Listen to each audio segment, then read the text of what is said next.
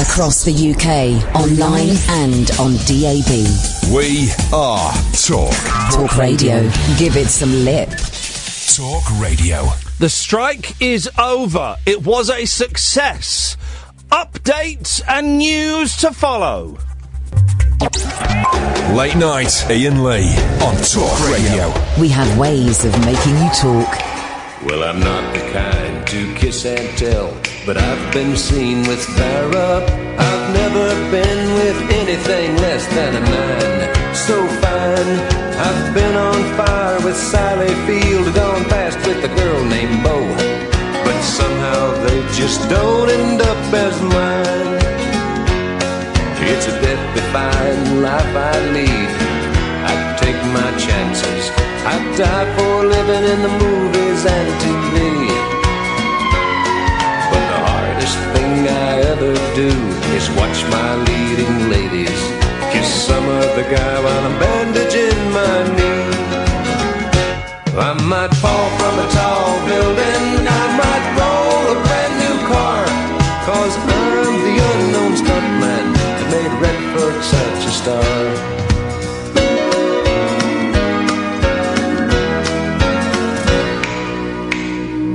I've never spent much time in school, but I taught ladies plenty. It's true, I hire my body out for pay. Hey, hey, I've gotten burned over Cheryl Teague's, blown up for Raquel Welch. But when I wind up in the hay, it's only hay. Hey, hey, I might jump an open drawbridge or Tarzan from a vine, 'cause I'm the unknown stuntman that makes Eastwood look so fine. Yes. Wow. The strike is over. It was a success. Thank you to everybody who... just fiddling with the microphone, guys. Ignore that. Thank you to everybody who supported the strike. I will give you an update later on as to what we achieved. It sounds boomier in my ears than it's ever sounded before. Has anything changed? Been away in a week? Has Jake Scab, has he done something to make it sound boomier? I don't know. It doesn't matter. Good evening, dear listener. Thank you to Baldy and the Tramp. I am back. I am refreshed. I am politicised. I am motivated. I am beardless. I now have short hair. And I need to lose a few pounds, but I am going to destroy your radios tonight, guys. A coffee, please, Ed. A coffee. I'm here to destroy your radios. Boy, oh boy, oh boy, oh boy. We've got some amazing guests coming up over the next few weeks, right? We pre-recorded a brilliant interview with Nicholas Parsons about 3 hours ago, right? It is the only interview... A, I've never heard Nicholas Parsons being interviewed. B, I've certainly never heard him burp during an interview. And he did it in this one. Huh? He did it, guys, in this one. Coming up this week, if we can pin him down, we've got a bloke who not only believes that the earth is hollow, he's written a book about it. He's coming on. By the way, Miles Johnston, the conspiracy theorist who was booked to appear the other night, he won't be coming on. He's told me he's too busy. And I went, oh, that's disappointing. What with you agreeing to come on and stuff? He said, yes, I was distracted by a 90-minute call. I think it may have been someone trying to stop me coming on the air. All right, Miles, you keep fighting the fight, huh? Other guests, Rick Wakeman, an interview we recorded recently. It's absolutely flipping brilliant. Other people we have coming on, Michelle, is it Michelle? Leon. Michelle Leon from Babes in Toyland, who's written an amazing, amazing book. But loads of people, right? It's going to be busy shows. You're still welcome to call in 0344 499 1000. Lots to talk about this evening, but.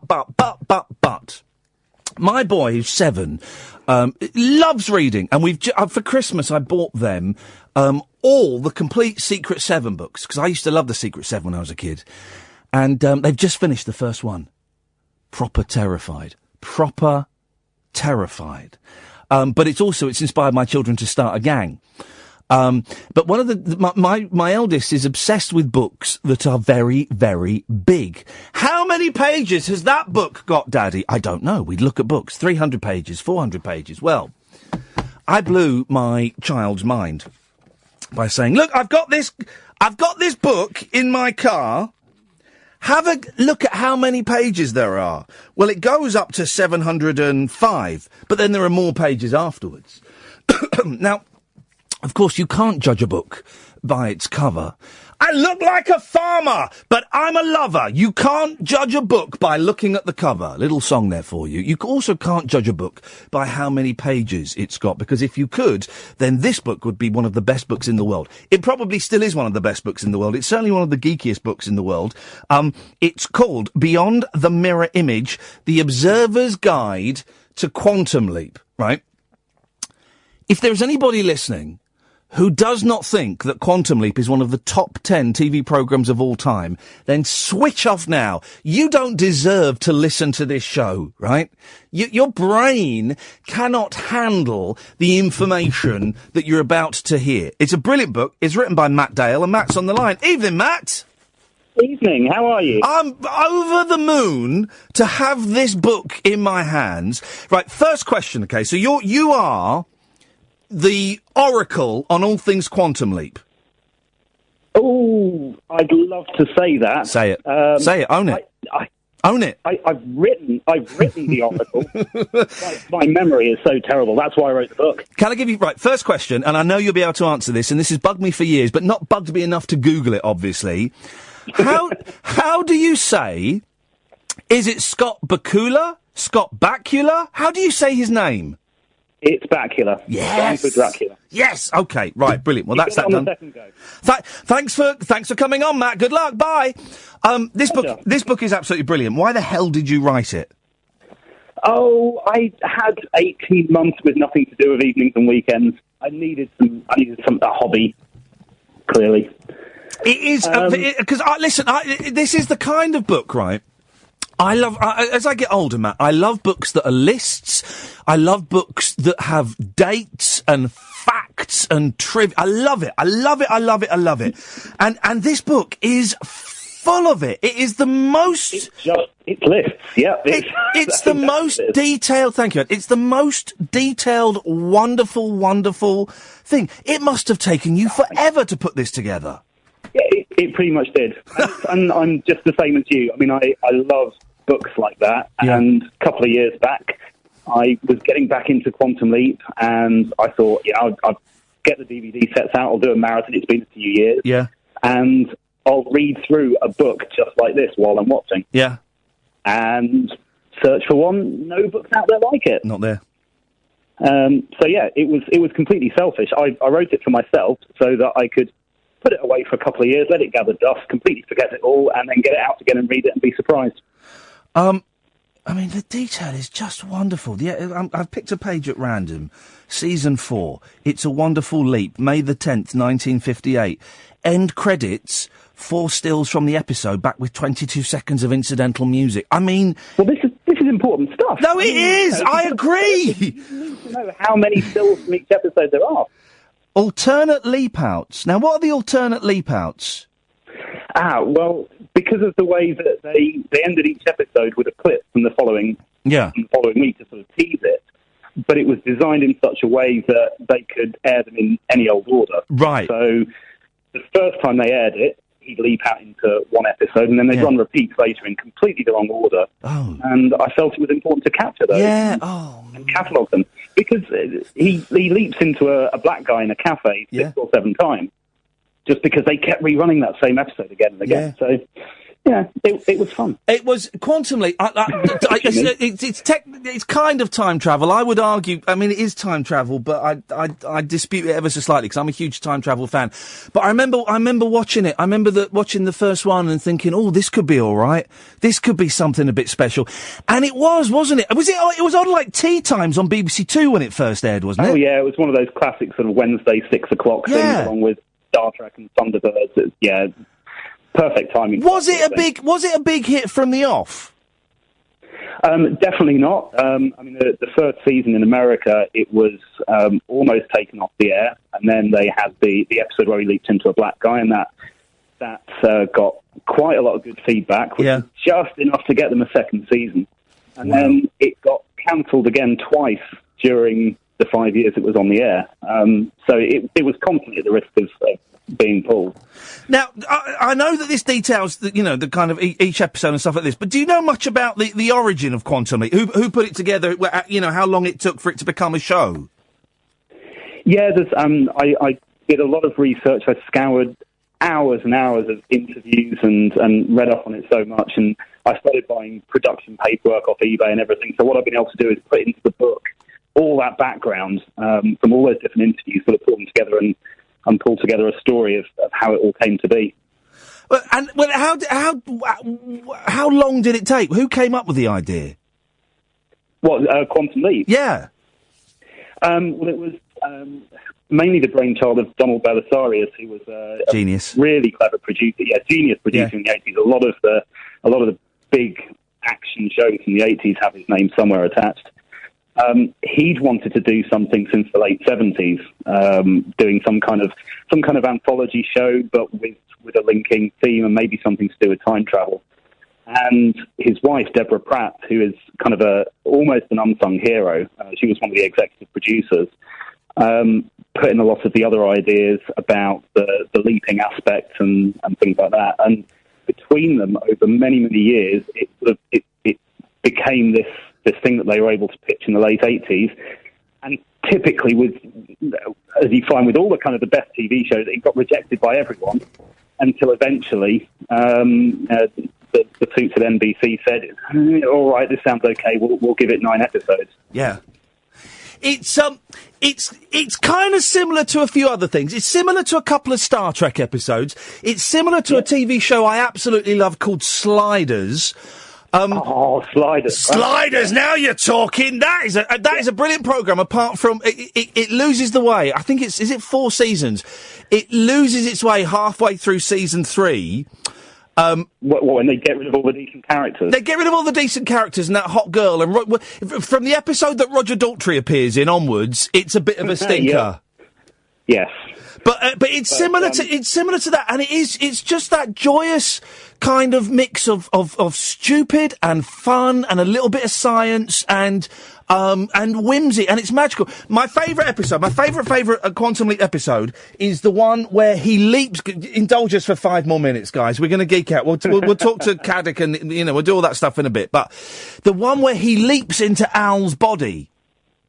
Oh, that's a really good one. Such a good episode. And Al's going, well, there's only a 25% chance you're going to fix this. And there's only a 10% chance. There's only a 5% chance. And then it cuts it. Then Al disappears and he becomes Roddy McDowall. And Roddy McDowall goes, exactly. Yeah, he goes, you can't fix this one, I'm afraid. It's brilliant. Roddy McDowall of all people. Yeah. I mean, absolute classic. Do you some really good things in this book? Do you detail Roddy McDowall's measurements? Are they mentioned at all? There's a lot of references to Roddy McDowall, more than you'd expect.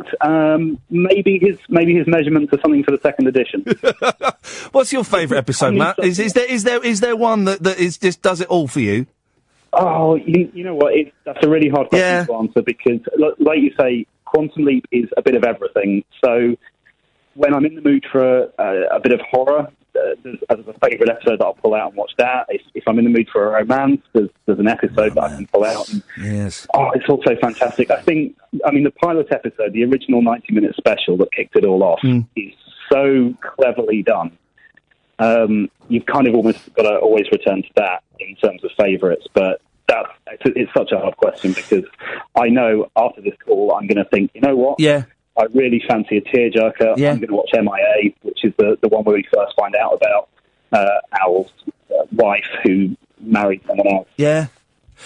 Is there going to be because they keep teasing us that there might be a movie. Is that ever going to happen? There's been rumours for years, and maybe it'll happen. I don't know whether it could work on today's TV as much as I love Quantum Leap. Don't say that. Think about the kind of characters you see on TV today. Yeah. You get these flawed heroes. It's, with shows like The Walking Dead and Breaking Bad making it big. Yeah. Throw someone like Sam Beckett into the mix, who's just this pure good Boy Scout. Yeah.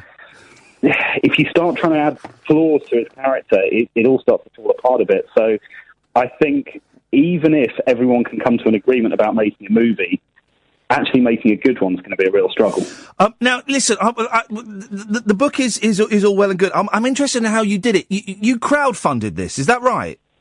Yeah, that's right. How much because crowdfunding fascinates me, right? I think it's brilliant.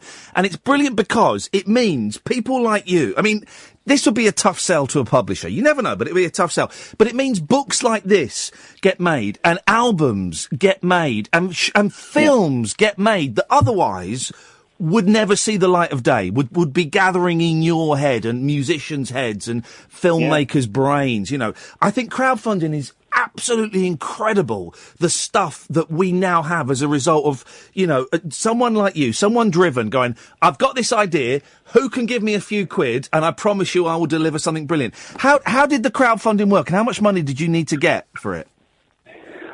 We actually, there were a couple of us working on it. So I have a friend who was putting in a lot of effort into this, mostly uncredited, and we sat down and worked out the numbers, and we figured out we only need to sell a few dozen copies. But it's so niche. Yeah. I couldn't personally take the risk that if I ordered up a few dozen copies from the printer, they wouldn't end up just in my shed gathering dust and going mouldy for years. So we only needed to sell a few dozen. We ended up selling over 100. Hey, well done. Thank you. The promotion probably wasn't as good as it could have been, and since it started actually going out and people started receiving their copies, and we've had word of mouth, we've had about another 40 or 50 people say, I missed it. I can't believe I didn't know about this. Can I get copies of the book? So, because I didn't know anything about it until one of my listeners, it was Dom, one of the listeners, Dom, said, I've just got this received this week, you should get him on your show. And I'm like, I didn't know anything about this. So are you going to do any more copies? Is there any way, if someone's listening to this going, oh, I wish, is there a way that they can get hold of this? Absolutely, yeah. Because we had so much interest, we're doing a reprint now. Oh, there we go. Beautiful. It's going live this Friday lunchtime. It's going to be available via our website, and that's tmebooks.uk. tmebooks.uk.co.uk. Just .uk. Oh, what? Hang on a minute. They dropped the co. Yeah, and I kind of wish I hadn't done that because I knew that people would think it was .co.uk. I might have to go and quickly register .co.uk just in case. The tmebooks.uk. But to be honest, if you go to Facebook and search for Beyond the Mirror Image, you'll find us there as well. Right, and very quickly, because I'll tweet all this, Matt. What's your Twitter handle as well? Because I'll point people in that direction. It's at tmebooks. Hang on a minute. At tmebooks. Right, I'm going to do a little tweet during the advert. Mate, you should be really, really proud of yourself.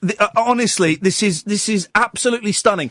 And I love it. It's so niche. And there'll be people listening to this going, what's he talking about? That show was rubbish. I don't even know. But I love the fact, right? And again, I think crowdfunding is incredible. I love the fact that you can make this book and it is beautiful. It is so detailed and so geeky in the most positive sense. And you did it because there were 100 people that were prepared to take a punt on you. And I think it's great, Matt.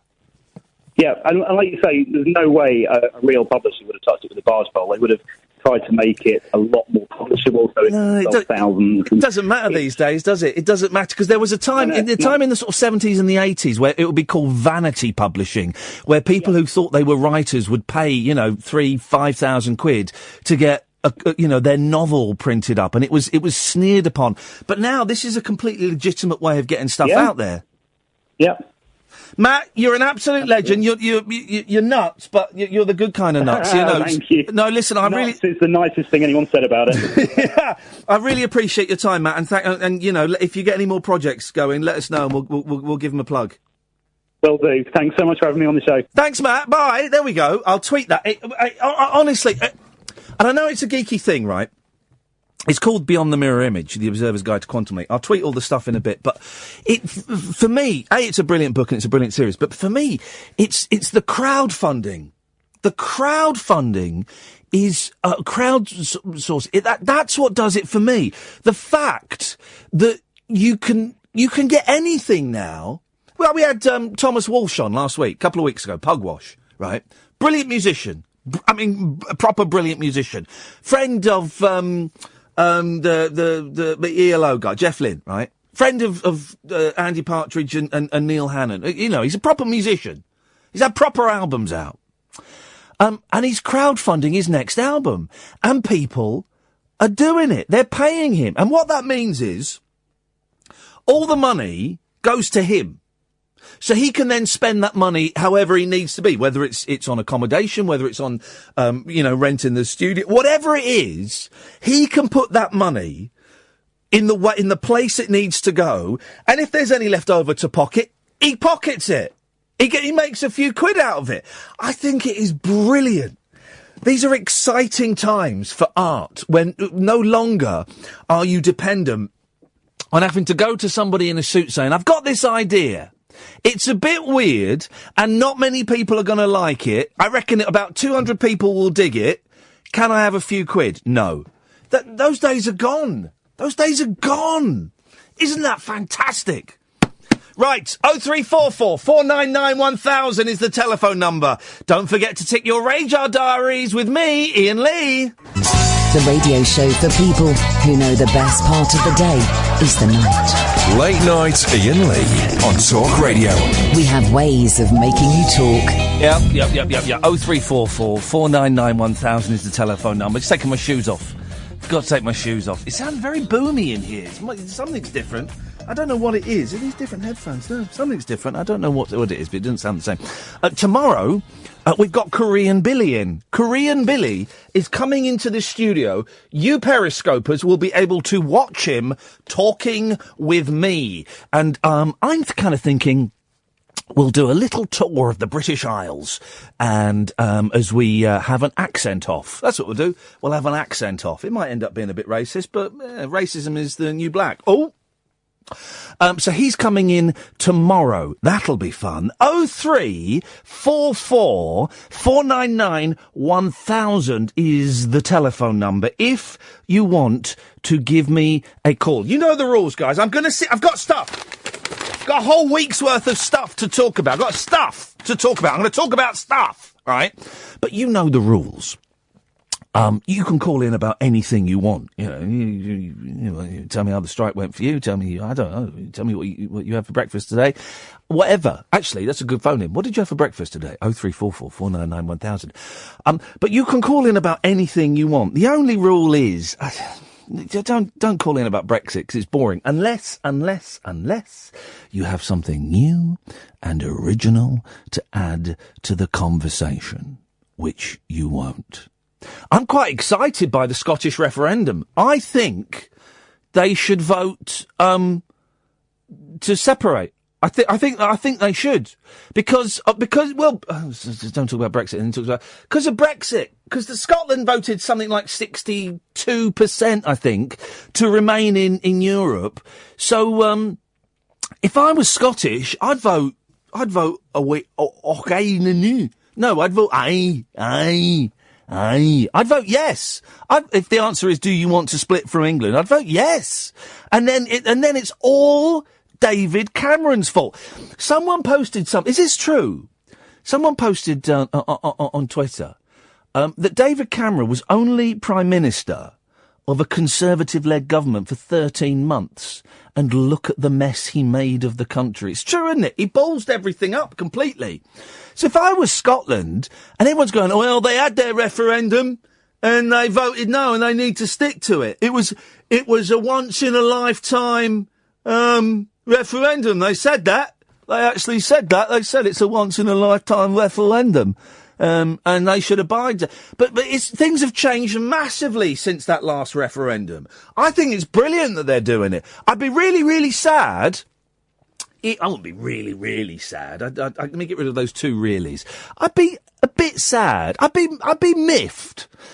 I'd be more than miffed. I'd be a bit sad, right, if Scotland, seceded? Is that the word? Seceded? I'm going to say it. Doesn't sound right, does it? But I would be a little bit sad if Scotland seceded. But I I kind of think they should. I kind of think they should. We 0344 499 1000 is the telephone number. I want to play you a little clip of something that happened to me earlier on today, if I'm allowed to do that. Catherine, come and join me in here, because I want you to hear this. This is important stuff. Recently, I was scammed by someone pretending to be from my bank. And they sent me a text, and the text looked like it came from my bank. And I phoned them up, and I almost gave them all of my information. And I kind of got a bit smart. I thought, hang on a minute, this feels a little bit uncomfortable. I said, I think you're... It turned out they were scammers. And we ended up phoning up this young lady many, many times. We trolled her, basically. We trolled her. And they didn't get my money, but they were dodgepots. Anyway... So I'm always suspicious when I get phone calls. Anyway, I got a phone call today from a number I didn't recognise. And I'd just woken up. So I answered it. I was like, yeah. And a really thick Indian accent, right? Hello. Don't do the voice. Well, no, it's an impression. Okay. Is this Mr. Lee? I went, yeah. We are from your... I won't do that. We are from your insurance company, and you were in an accident. I was thinking, well, I was in an accident last year. It turns out I was in an accident in September, right?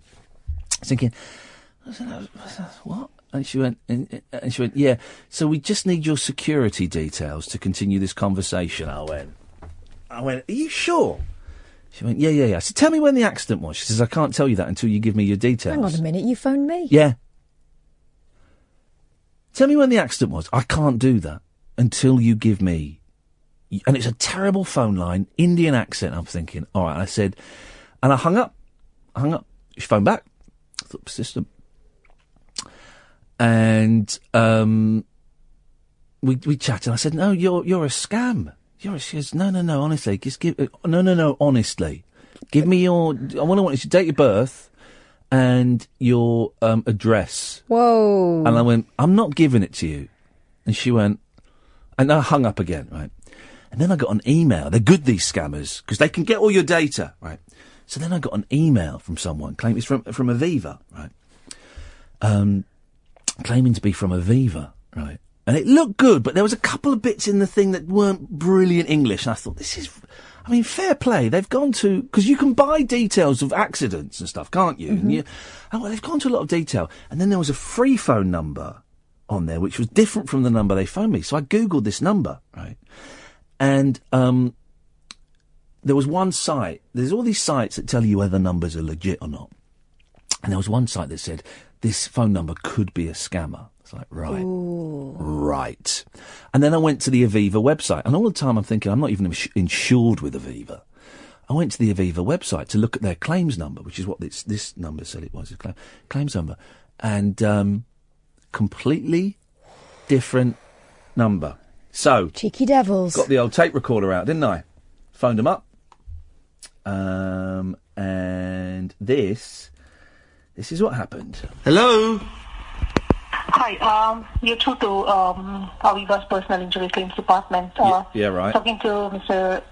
Lee, right? That's correct, yes. Well, Mr. Lee, as I did call you a couple of minutes back. Terrible, isn't she? Awful. Yeah, recent road traffic accident that you were involved in, right? Yes. So, before we proceed, Mr. Lee, let me verify a few security details, right? Yes, of course. Please confirm your date of birth, Mr. Lee. It's the 7th of July, 1974. It's a lie. No, that doesn't match the records what we have Does here. it not? That's really odd.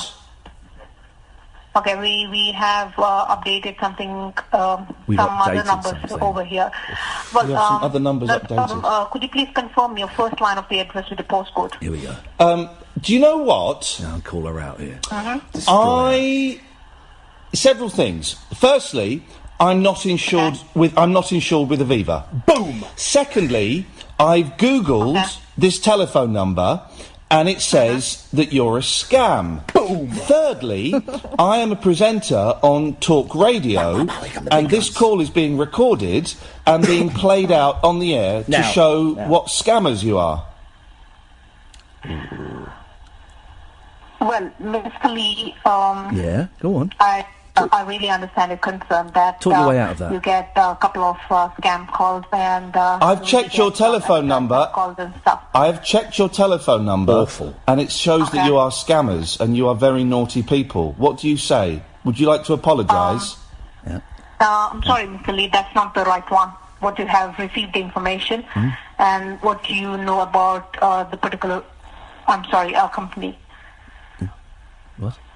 I'm not insured with you. Okay, well, just bear with me for a second, Mr. Lee, right? Well, I don't panic.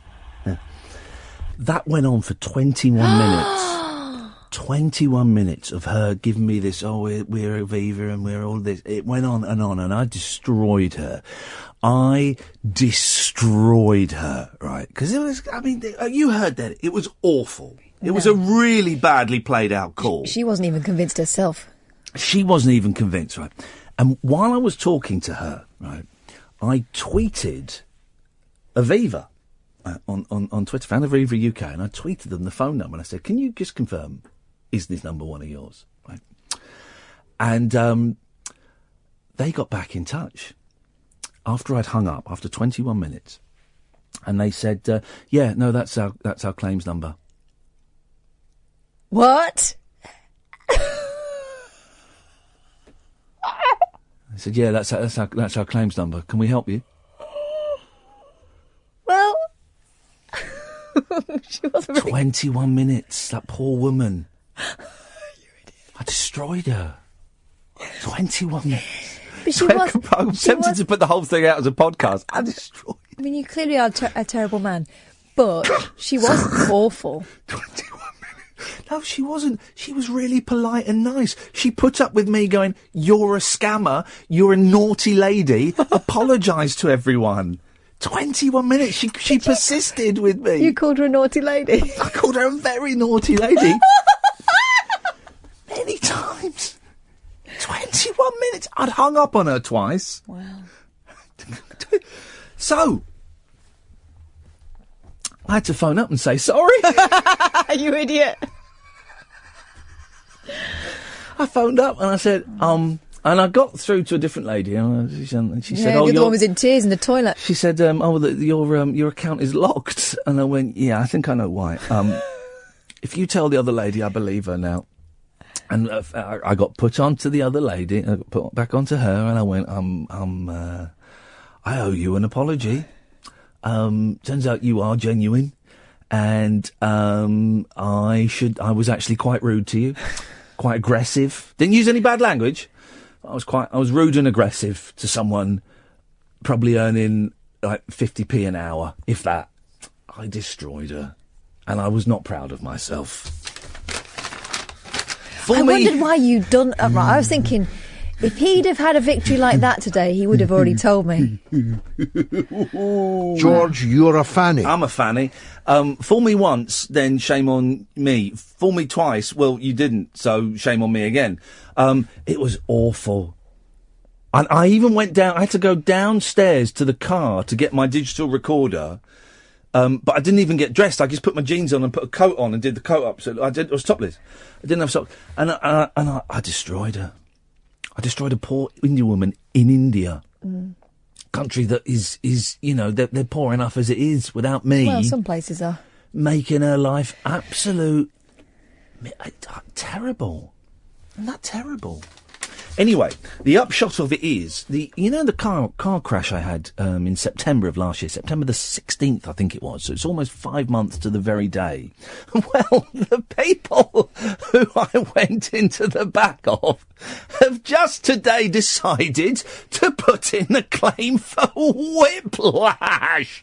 The 3 people that were apparently in the car have just 5 months to the day gone, oh my neck's a bit stiff. Is your neck a bit stiff? Yeah. Baby, is your neck a bit stiff? Yeah. Our necks are a bit stiff. I know what. Let's put in a claim for whiplash.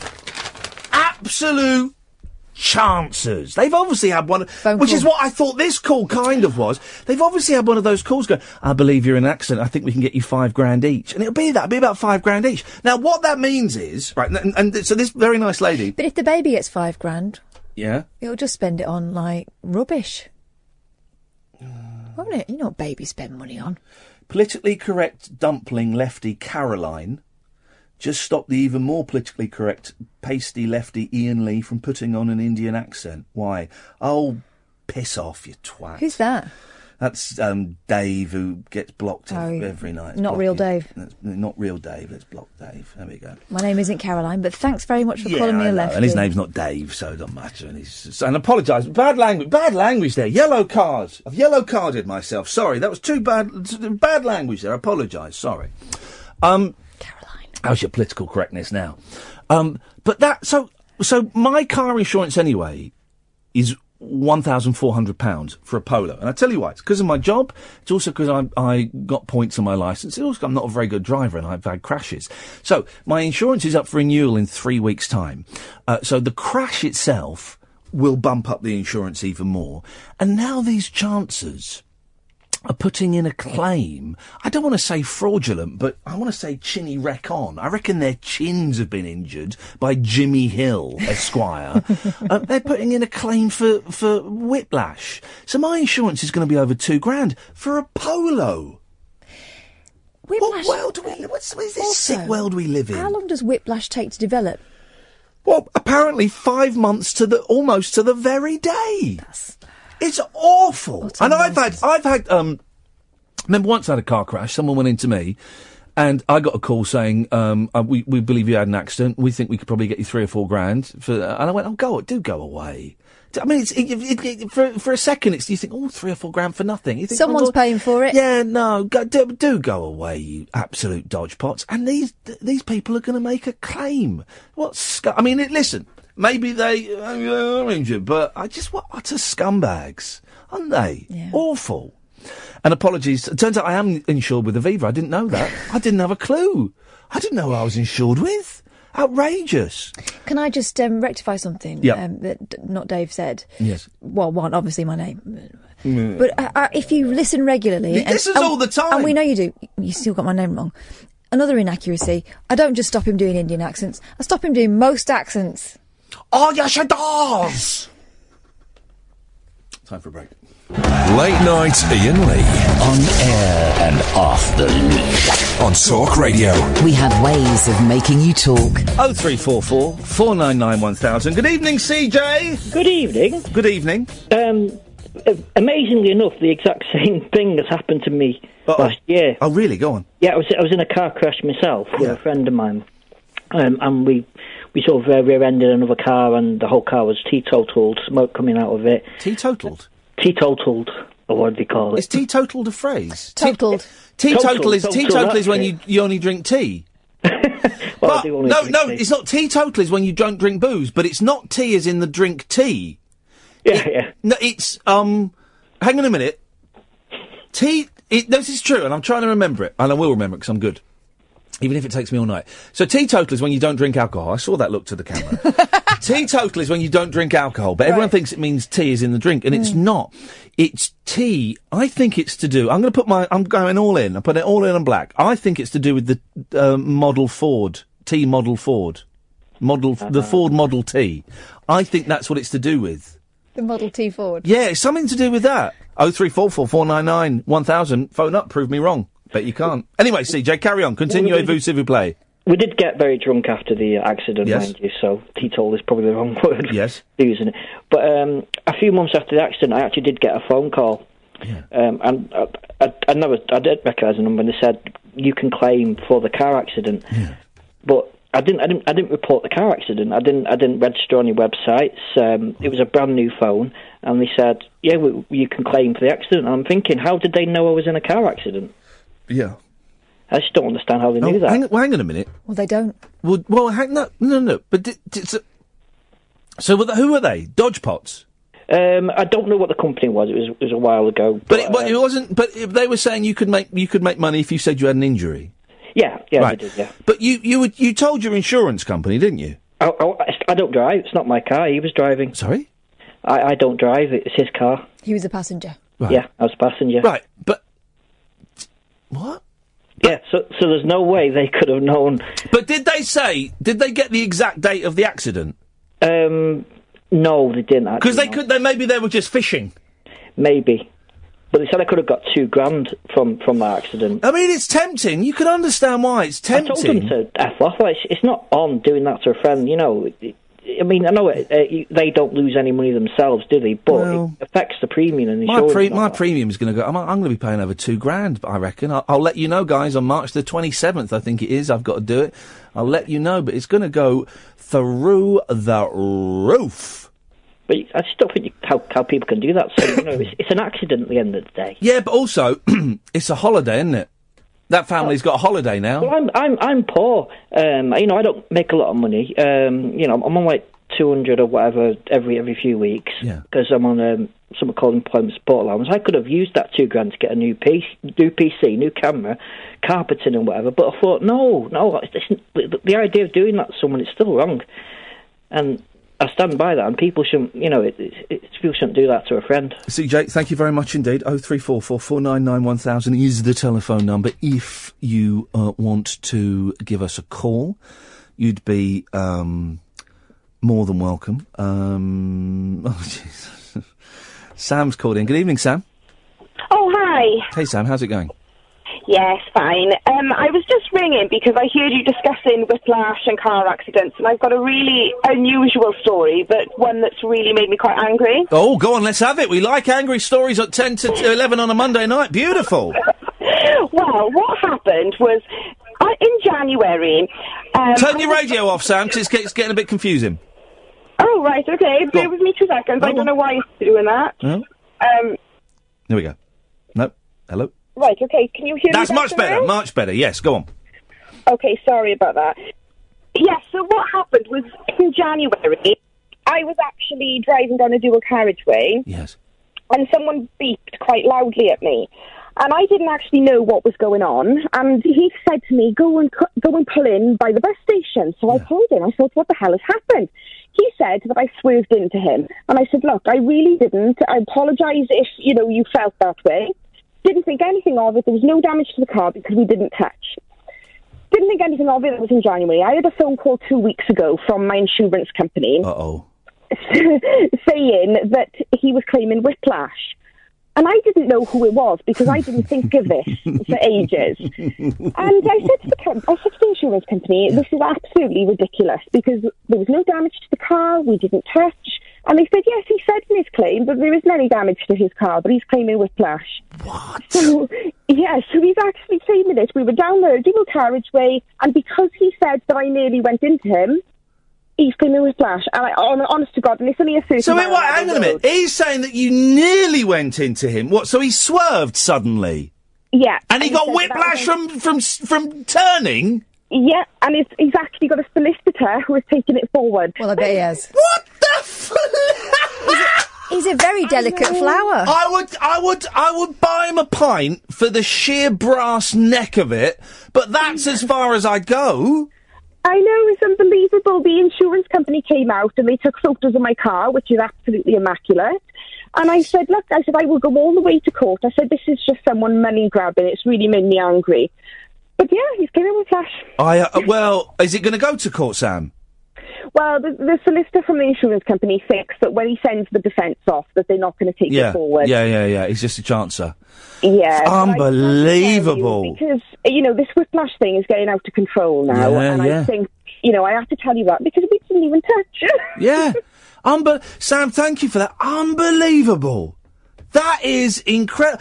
I told you what happened when I was driving in tonight. I was driving in and I was in a good mood because it was a lovely sunny day. I'd been to the gym for the first time in about 5 weeks. I was feeling buff. And was looking forward to coming in and seeing Ed. I've not seen for a week, so it was good. And you were around. Yeah. And so I was driving on the M4 and then this white van. And I was in the fast lane because I was overtaking, but traffic was moving quite slowly. I was in the fast lane, but there were cars in front of me, okay, and I was keeping a safe distance with the car. And then this white van came right up my backside and started bibbing and flashing, and I just did what do you want me to do? I can't go anywhere. So then he did a really stupid move, cut in front of a car on the lane to our left, and tried to undertake me, but he totally misjudged it, and there was no way he was going to be able to undertake and then get in front of me again. I didn't speed up, I just drove normally. And as I drove past him, I did the most annoying thing you can do. I didn't look at him, but I did the coffee beans. Didn't look at him, just did the coffee beans. Without even giving him the satisfaction of looking at him, right? He went nuts. He was obviously a thick man, and thick men get angry like this, right? So he's in there with his missus. And so then he starts... showing off as well. Yeah, then he starts racing up next to me, right?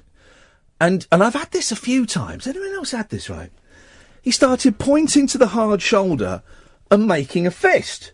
Pointing to the hard shoulder and making a fist. So the implication is, I want to meet you on the hard shoulder for a fist fight. Bunch of fives. Right?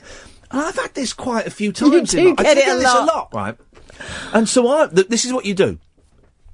You nod enthusiastically and give the thumbs up to say, yeah, and then make a fist. I would like to have a fight. I would like to have a fight with you over there at the hard shoulder. And the trick is, and I did this once with a lorry, right?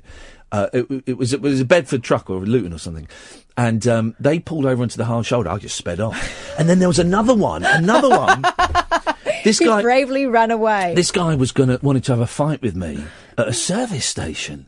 And so he's pointing to the service station. I was going, yeah, I would like to have a fist fight with you in the service station.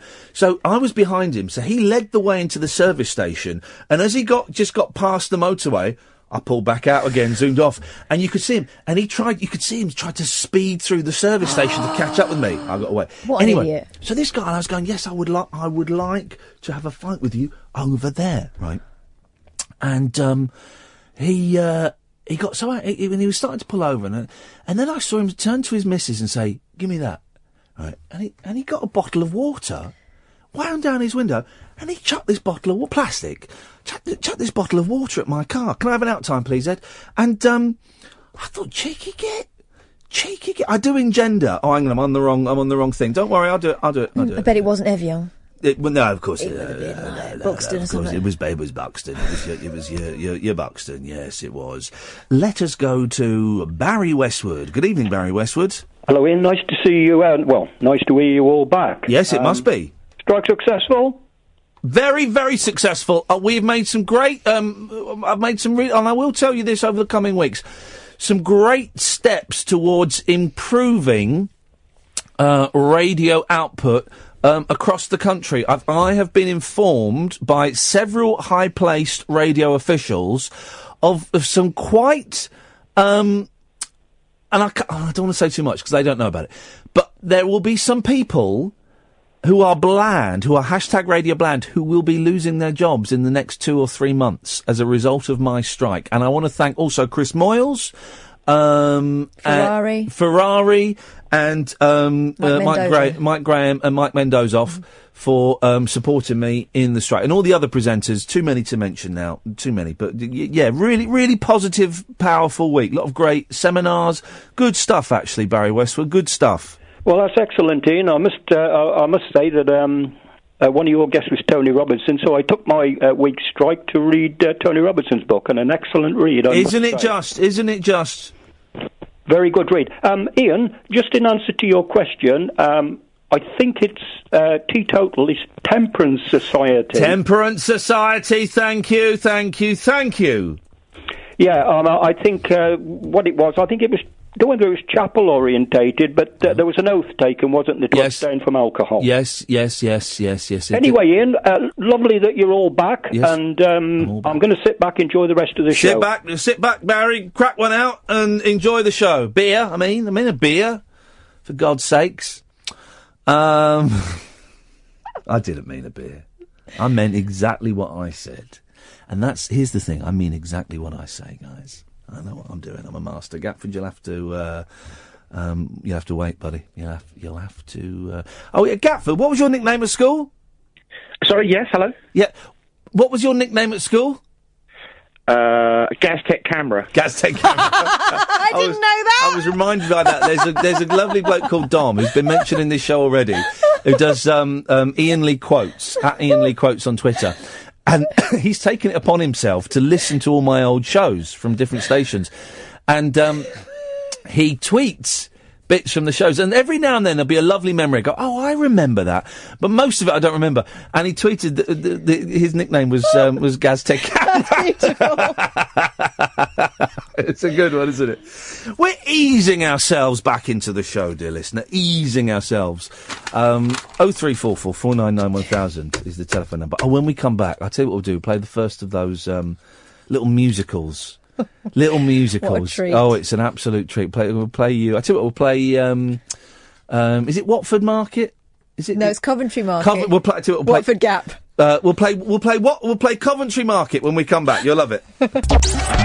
Late night, Iain Lee on Talk Radio. We have ways of making you talk. 2 pence a litre! Ooh, that's going to save me, what, about 30 pence when I fill up? Whoa, yes! 50 quid minus 30p. This is brilliant. This is brilliant, yes. This is brilliant, Godford, yeah? Huh? This is brilliant, Godford, yeah? Yeah, what? This is brilliant, Godford, yeah? Hey, is that Gaztec camera? Yeah. Is that Crazy Legs Crane? Hey, that was one of my nicknames. Didn't like that one. That was a mean one. That was a mean one. I know. Well, mine wasn't too mean. It was quite, humorous. Good band, Gaztech Camera. Couldn't name one of their songs. Summer in the city where the air is still. And Good Morning Britain. Yeah. What are you called in for, Gats? Well, I have a slightly different reason that I found for the teetotal thing. Oh, yeah.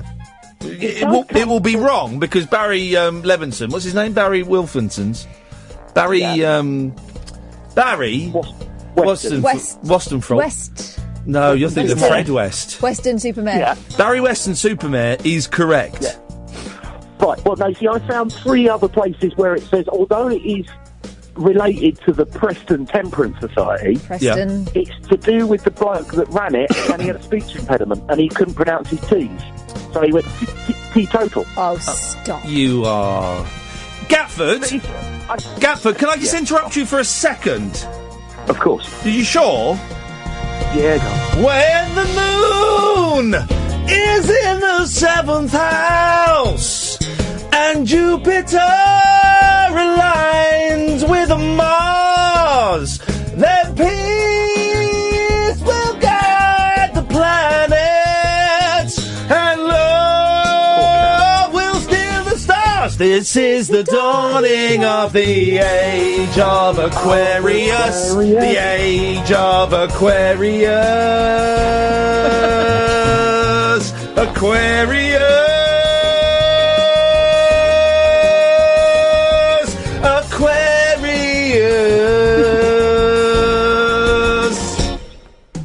Harmony and understanding, sympathy and trust abounding.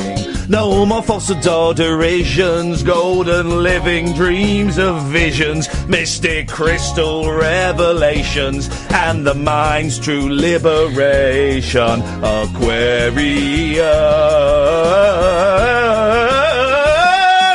Aquarius!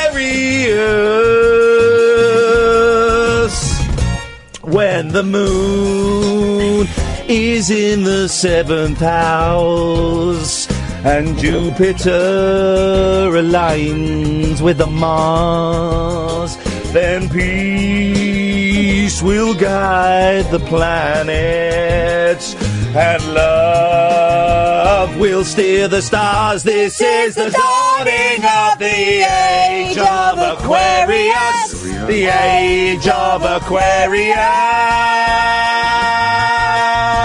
Aquarius. Aquarius.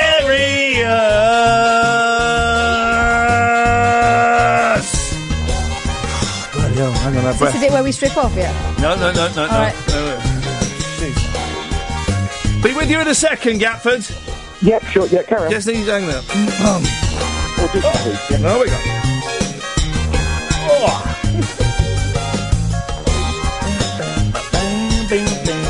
This, of course, is the movie version, not the Broadway version, guys. Oh, jeez.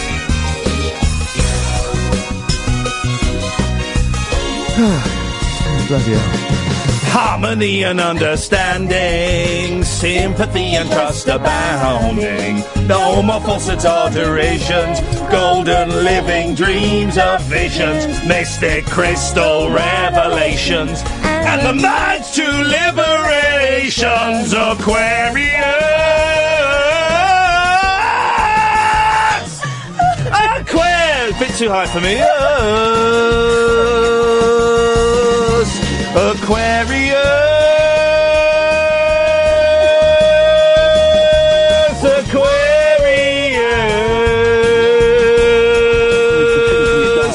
Aquarius.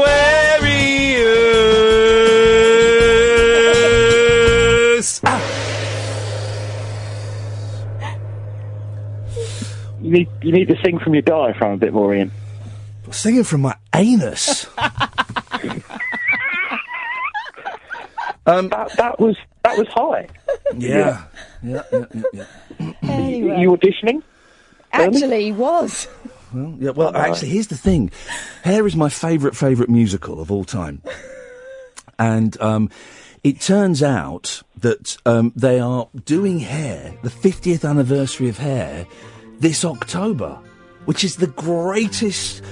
I'm going to rinse my credit card dry, spending all of my money going to see it as many times as I can. In fact, I want to be in it, and I'm going to tell you why. It's because I met a boy called Frank Mills on September 12th, right here in front of the Waverley. But unfortunately, just tell me not I lost his address. He was last seen with his friend, a drummer. He resembles George Harrison of the Beatles, but he wears his hair tied in a small bow at the back. I love him, but it embarrasses me to walk down the street with him. He lives in Brooklyn somewhere and wears his white crash helmet. He has golden chains on his leather jacket, and on the back are written the names Mary and Mom and Hell's Angels. I would gratefully appreciate it if you see him. Tell him I'm in the park with my girlfriend, and please tell him Angela and I don't want the $2 back, just him.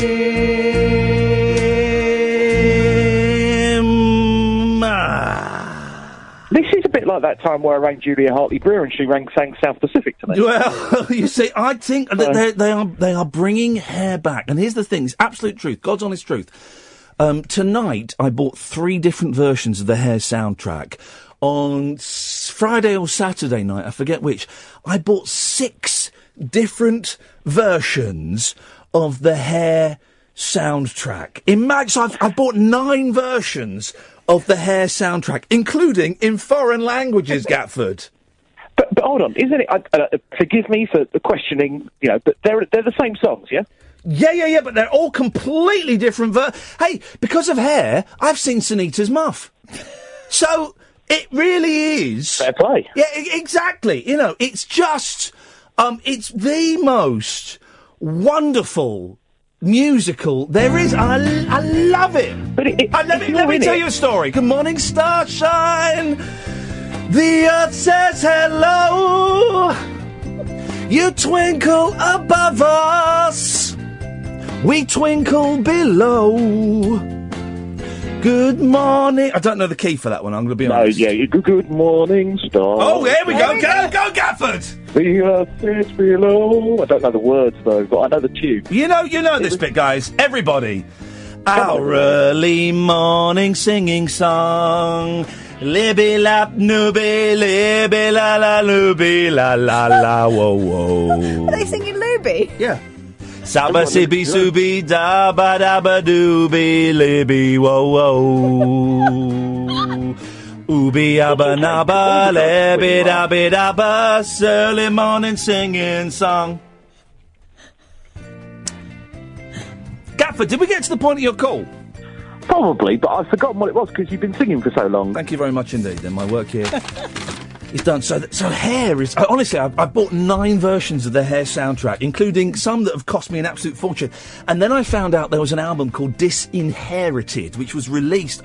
Hair was a massive phenomenon, right? But then there's this album, Disinherited, which is songs that didn't make it into the Hair. So it's like a follow-up to Hair.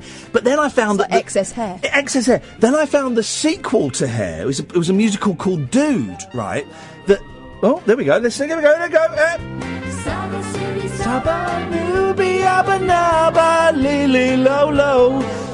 Then there's a sequel to Hair called Dude, right? And it got panned and lasted about 6 performances. But the soundtrack is amazing. I bought that on CD for 25 quid. Unbelievable. Anyway, we're going to get the cast of Hair in here, and we're all going to strip off. I'm stripping off. They're going to strip off. We're going to put a sheet over there. I don't want you guys seeing our stuff, but we're going to strip off in here. We'll put towels on the seats. And we're just going to strip off and sing Hair. That's what we're going to do. I saw a Willie I didn't expect to see this afternoon. And I'm sorry for that, Catherine, but I told you it gets very hot in my jeans, and the doctor has said that I need to get air to it any way possible. Hair is just the greatest musical of all time. It is. I don't like musicals. Don't like, but Hair is absolutely. West Side Story. That's a belter. Never seen it. I want to be in America. Who wants to be in America? She wants to be in America. Well, we're here in America. Oh, you have seen it? Well, I know that song. 0344. There we go. Alex says it's the first time I've listened to this show, and it's a lot more musical than I realised. Oh, yes, so musical. Oh, and we had someone on Twitter who'd never listened before. What was I'm trying to mention all the people that say they haven't listened before, because then they think they might come back or something. It was someone called Dave. Was it Steve? Where was it? Hang on, we'll go to the break in a minute. Steve, was it Steve? Steve said, I've never listened before. Hang on a minute, we'll find this. Sure it wasn't I'll never listen again? No, well... We get those. Yeah, I'm sure it was like Steve... it was Marie. Well, Marie Martin, thank you. Steve Martin, that's what I thought. Steve Martin, Marie Martin, same thing. 03444991000. Tick your radar diaries now with Iain Lee on Talk Radio. Across the UK, online and on DAB. Late night, Iain Lee on Talk Radio. We have ways of making you talk.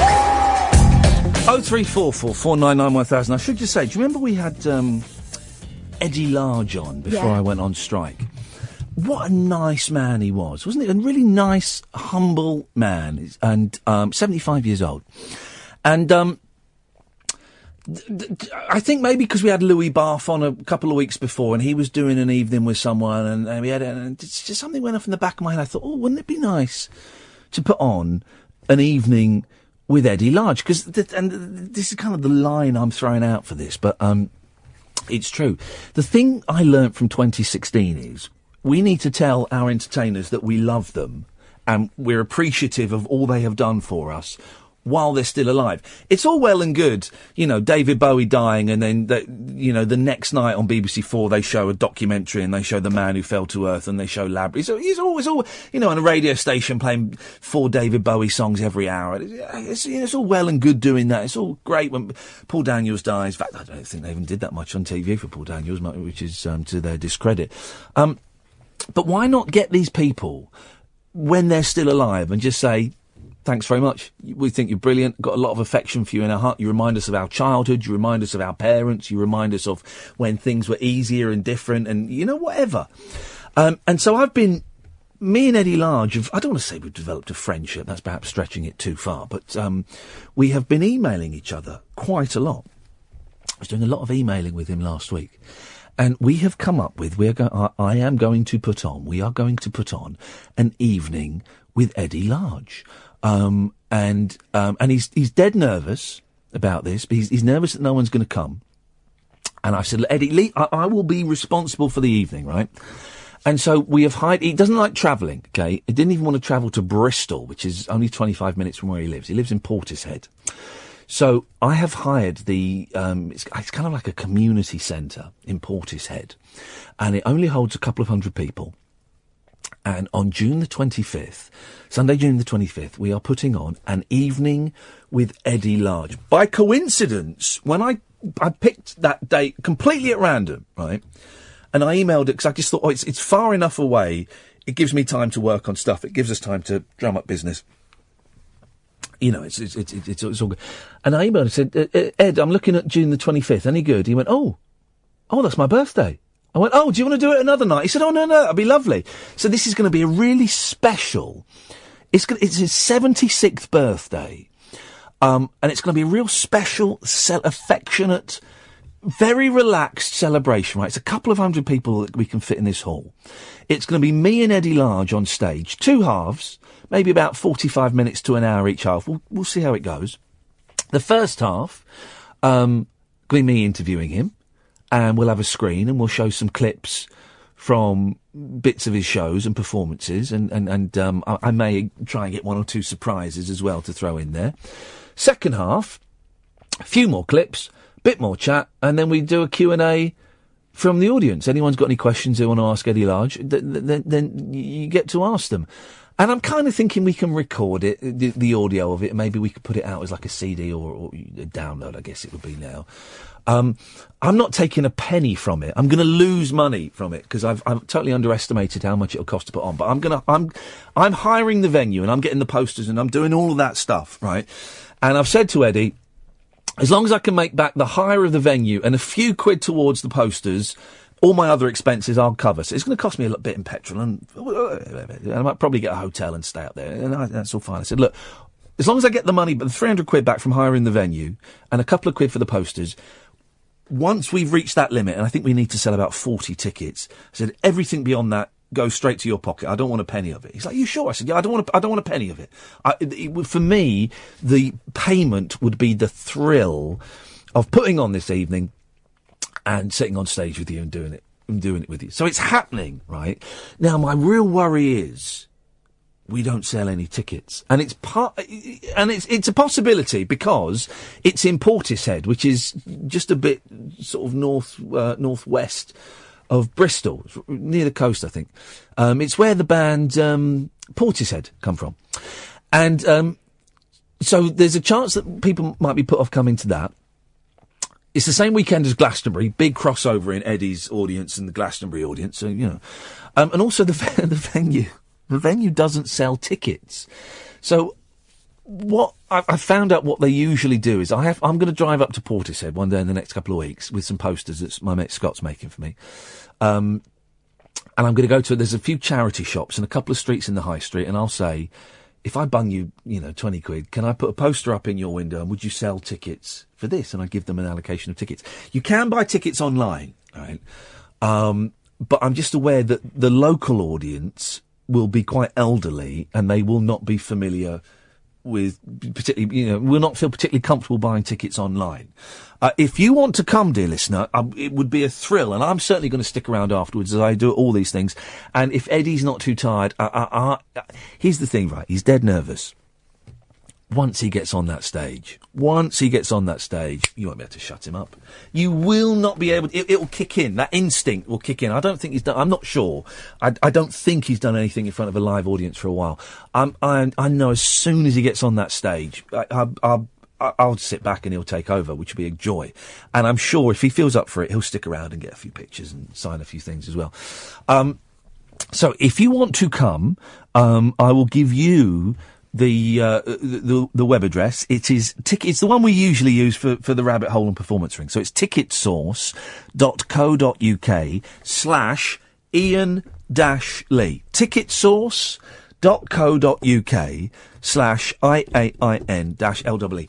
It's £8. It's £8. And I said to him, do you not want to charge more? He said, no, I'm nervous, no one will come.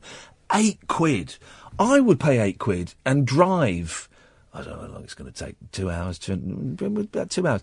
I would pay £8 and drive 2 hours to go and see that. It'd be brilliant, wouldn't it? Well, it might be. I don't know. I think it'll be a really special evening. And if it goes well, who knows? Maybe I can persuade him to come and do some nearer London. Unlikely, very unlikely actually, but who knows? And I just think it'll be a nice thing to do. But if it goes well, I might see about putting some more on with maybe we have Bernie on or Tommy Cannon, or I don't know, or whatever, we'll see. But if you want to come, you'd be very, very welcome, dear listener. Ticketsource.co.uk/Iain-Lee.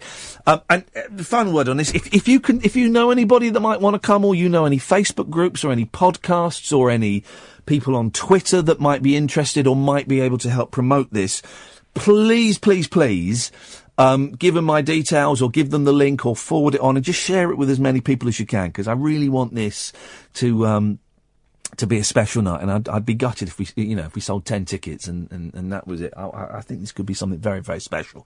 So that's what we're going to do. Ticketsource.co.uk/Iain-Lee. 0344 499 1000 if you want to call. Now, Catherine. Yes. I think one of these. I think has Harry Hill got a new show on Sky or something? I think he has, yeah. I think he played one of these videos on his show, because this popped up in my Twitter feed. It was retweeted by the brilliant Kathy Burke, right? And I don't really click on links, but if someone of Kathy's calibre tweets something saying this is funny, I'll probably have a look at it. And I'm so glad I did, right? So I'm not sure which one it was she tweeted first, but she retweeted both of these. Now, BBC local regions, they like to involve the community, but quite often they like to involve the community. People put a lot of work into this, so I'm not gonna denigrate it too much, okay? But you often, you do think that they're making these things sometimes because they're thinking of Gillard's BBC Local Radio Awards. Anyway, so these are videos, right? I'll play the first one. I'll play the Coventry Market one first. So this is a video. It's on YouTube, 2008, celebrating 50 years of Coventry Market. It works better with the visuals. So, it will be good if you get to look at it at some point. But I think the song stands on its own. If you've ever heard A Quick One While He's Away by The Who, it was kind of their little 12-minute opus that gave them the confidence to record Tommy the Rock Opera. These are like A Quick One While He's Away, but good. Ladies and gentlemen, I give you, from BBC Coventry and Warwickshire, Coventry Market, the musical.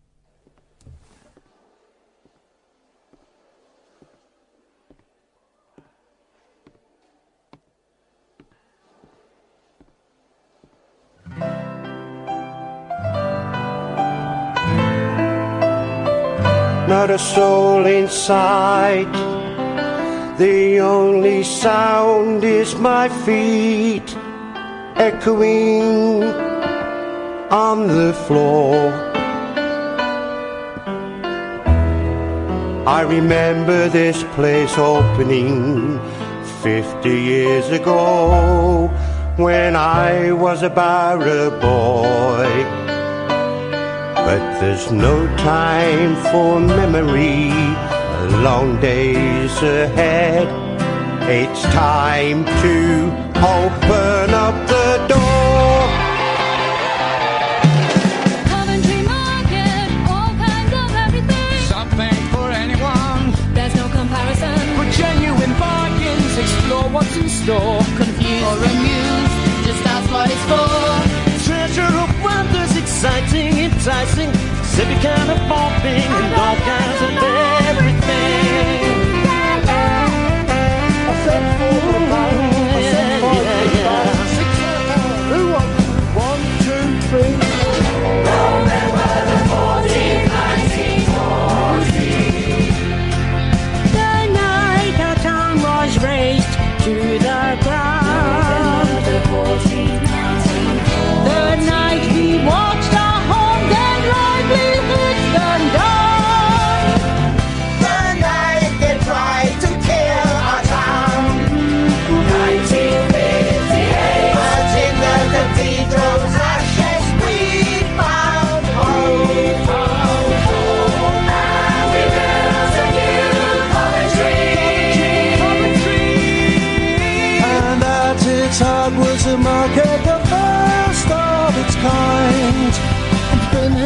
50 years from rain or shine.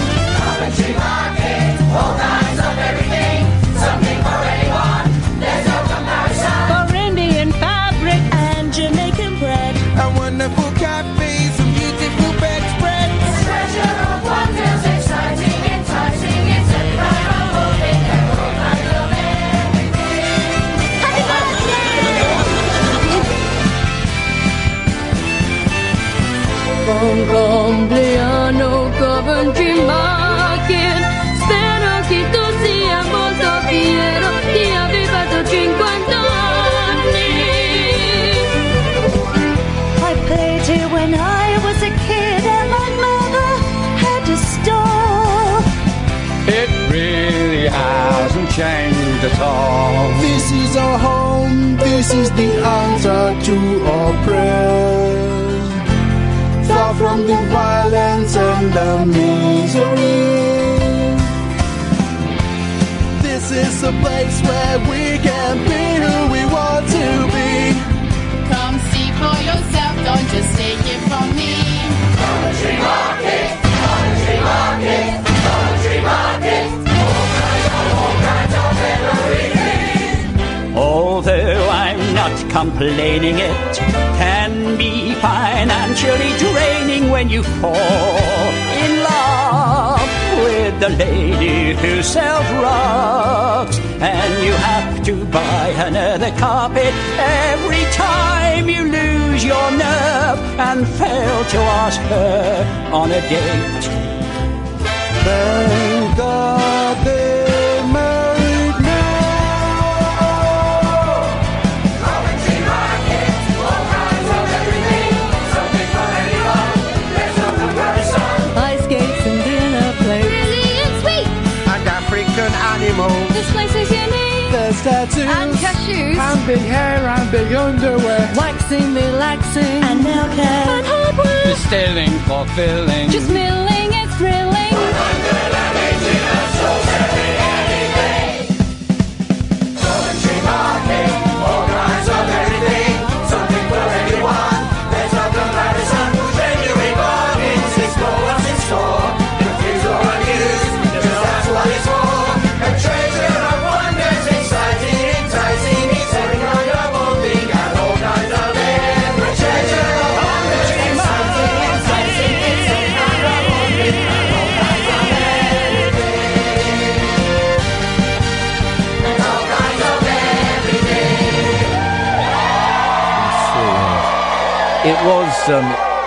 It was on Harry Hill's show. We'll play the other one a bit later on at the Watford Gap. It's just I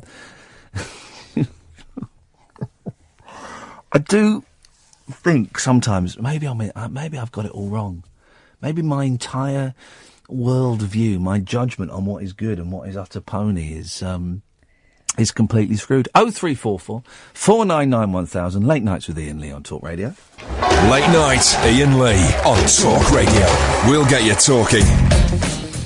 0344 499 1000 is the telephone number. It is quite Alex, who's listening for the first time, thinks it's now a musical show. It is quite musical tonight. Now you know the answer to this, Kath, but I want to play a bit of a song to see if the listener can guess who this is. This is absolutely incredible, right? If I had not known who this was, I would never have guessed. Here we go. This is it. Listen to this. Unbelievable.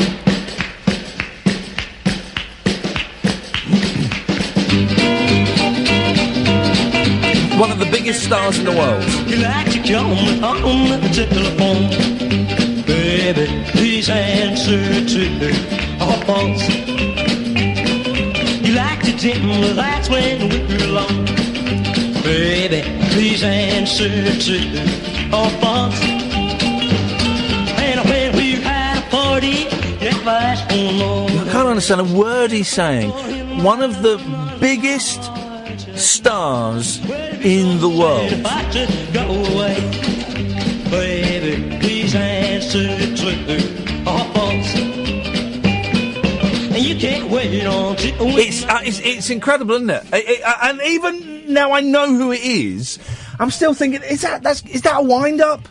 Is that a wind-up? Someone's done that? 0344 499 1000. If you think you know who that...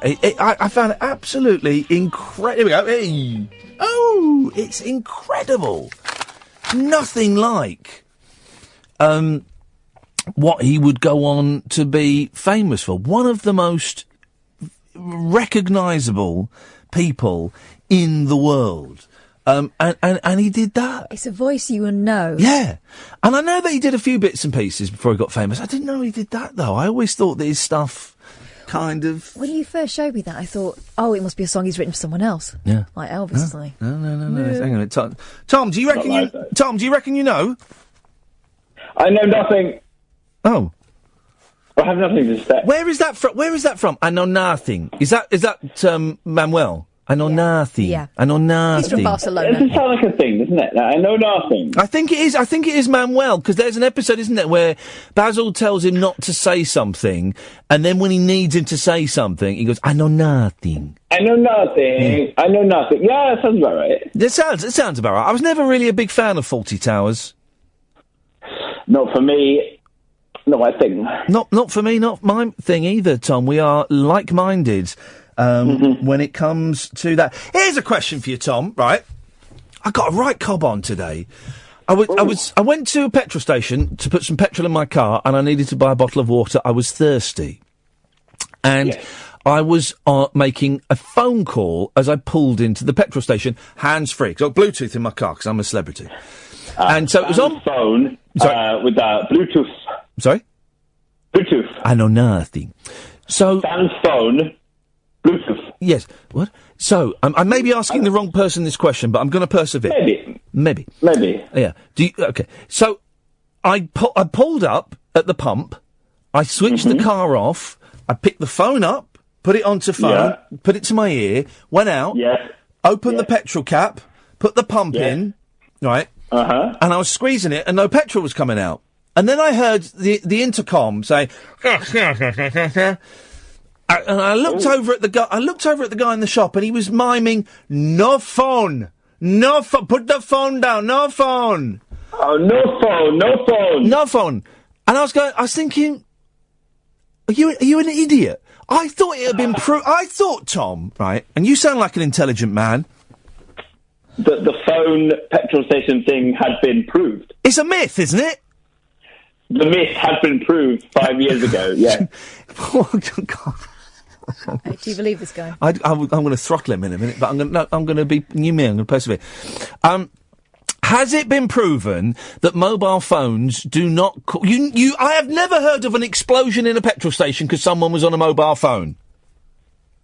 Correct. It does not exist. It is a myth. It's a myth. So I had every right to go in and rob that place at gunpoint, which is what I did. Oh. No. You can use your mobile phone, but you can't do what you just said. Okay. Well, I didn't rob him at gunpoint. I was making sure you were listening. But I was so angry with this guy. I was furious, right? I was so angry with this guy that instead of ending my phone call or waiting, I got in my car, connected the Bluetooth, started the engine, drove off. And I thought, I'm not buying your poxy petrol. Now I know that Asda... paranoid petrol. Your paranoid poxy petrol. Now I know that Asda have got 2 pence off. I'll be going there tomorrow. I couldn't believe it. All about the Asda. Yeah. Do it up. Tom, what have you called in for, mate? I didn't call in for anything, really. I was just like, me and your sister are best mates. So I was in New Zealand, and we were like... Oh, you were the Tom that did the show? Uh-huh. Oh, and have you partaken in a little bit of the boozes on a Monday evening? On a Monday evening, always, but your sister bought me really good chocolate, and she's the best. She never buys me really good chocolate. Joe, you never buy me really good chocolate. What's that all about? She's always listening. We know she's always listening. Yes. And, yeah, she bought me really good chocolate, and she's amazing. I love her. Are you trying to make moves on my sister, Tom? No. If I was, it would be weird, one, because I'm gay, and two, because she's on the other side of the world. Well, the thing is, you're saying, right, okay, right, let's work through those in reverse order. Two, people can sext. So technology means that the intimacy is possible. And Skype. And one, you're so old fashioned. Why do you think gender and sex and sexual preference is so binary, so black and white? What the hell? What's wrong with you, man? It's 2017. Everything's bendy. You could do a reverse Burrell. Everything. You do a reverse Burrell. Gosh, I wasn't expecting that one, Paul. That caught me off guard. Paul Burrell's gay? What? No. Diana was the only woman who knew. Yeah. No. I'm so gay. I'm so gay. Your sister is very lovely. She is very, very lovely, Tom, and you are very, very gay. Both of those statements are correct. Tom, thanks for calling, mate. Bye-bye. Nice to see you. Yeah, okay. What's he like? Well, he's like a very, very gay man. Well, drunk, I would say. People are saying, is it Barry Gibb or Marilyn Manson? No. Is it Donald Trump? No. Have another listen. Honestly, he's famous as a singer. And what's interesting is you can't hear the words in this when words are kind of his forte. Here he goes.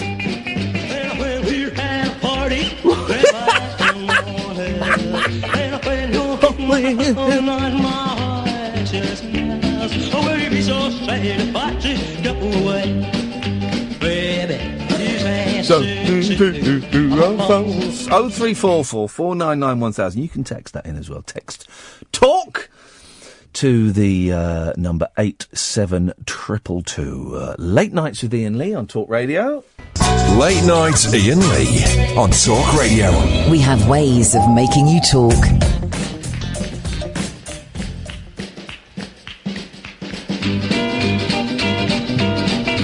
Right.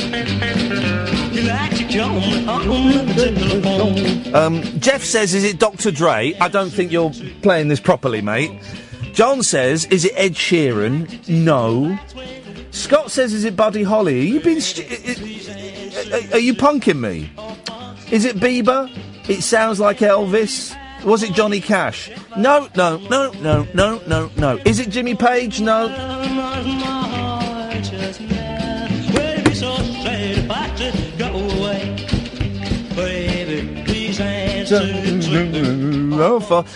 I only found out about it because I read a book about the bloke when I was on strike last week. I tell you what, when I went on strike last week, I've got to tell you, I used the Airbnb for the first time ever. Never used it before, and it was a week of firsts for me. I rented a cottage in Wales, in this tiny village near the Brecon Beacons, in the middle of nowhere, and on my own. I went away for 4 nights on my own. I don't think I've ever done that before. Actually gone away on my own. And I had this tiny little cottage all to myself. And I read this book about this fella. I read a book about by Michelle Leon, who was in the band Babes in Toyland. She's coming on the show this week as well, which is very exciting. I did a little bit of writing. I wrote a very short article for Record Collector they asked me to write. Just so I picked my favourite 11 songs from 1967. I started writing a bit more of the book. I'm thinking the book idea is a non-starter. Well, it's not a non-starter, it's a non-finisher. I just feel that writing a book, I don't know. I don't think it's, I don't think, oh, there we go, it's finished. There we go. I don't think it's going to happen, so I might knock down the head. But then, so what I do is I'd stay up late watching the 0344 499 1000, if you know what that is. I'd stay up late watching the O.J. Simpson documentary, not the drama, the documentary. Boy, oh boy, that's 9 hours of awesomeness. What are the libel laws like? Are we allowed to say we think he murdered his wife? I mean, you watched the documentary. He didn't get. He was found innocent in a criminal court, but found guilty in a civil court. I mean, but this documentary, it's on the iPlayer, if it's still there, 9 hours long. Absolutely incredible. The first 40 minutes are tough, right? Stick with it, because it just incredible, the detail that it goes into. I mean, he's found guilty in a civil court, so one court thinks he did it, the other court thinks he doesn't. There were people on the jury. It was 8 black women, and I can't remember the makeup of that, but that's an unusual thing. And it was shortly after the Rodney King beating, where the police beat the crap out of this black lad, Rodney King, and they got away with it. It was filmed and everything, and they got away with it. And one of the women, it was 260 days the trial went on for, right? And the day, so the judge sends the jury off to deliberate, and everyone thinks, well, it's going to be a week at least while they're deliberating. So everyone went off, all the lawyers and everything went off, because it was their first day off in 9 months. And they got a phone call the first morning saying, yeah, they've made a decision. What?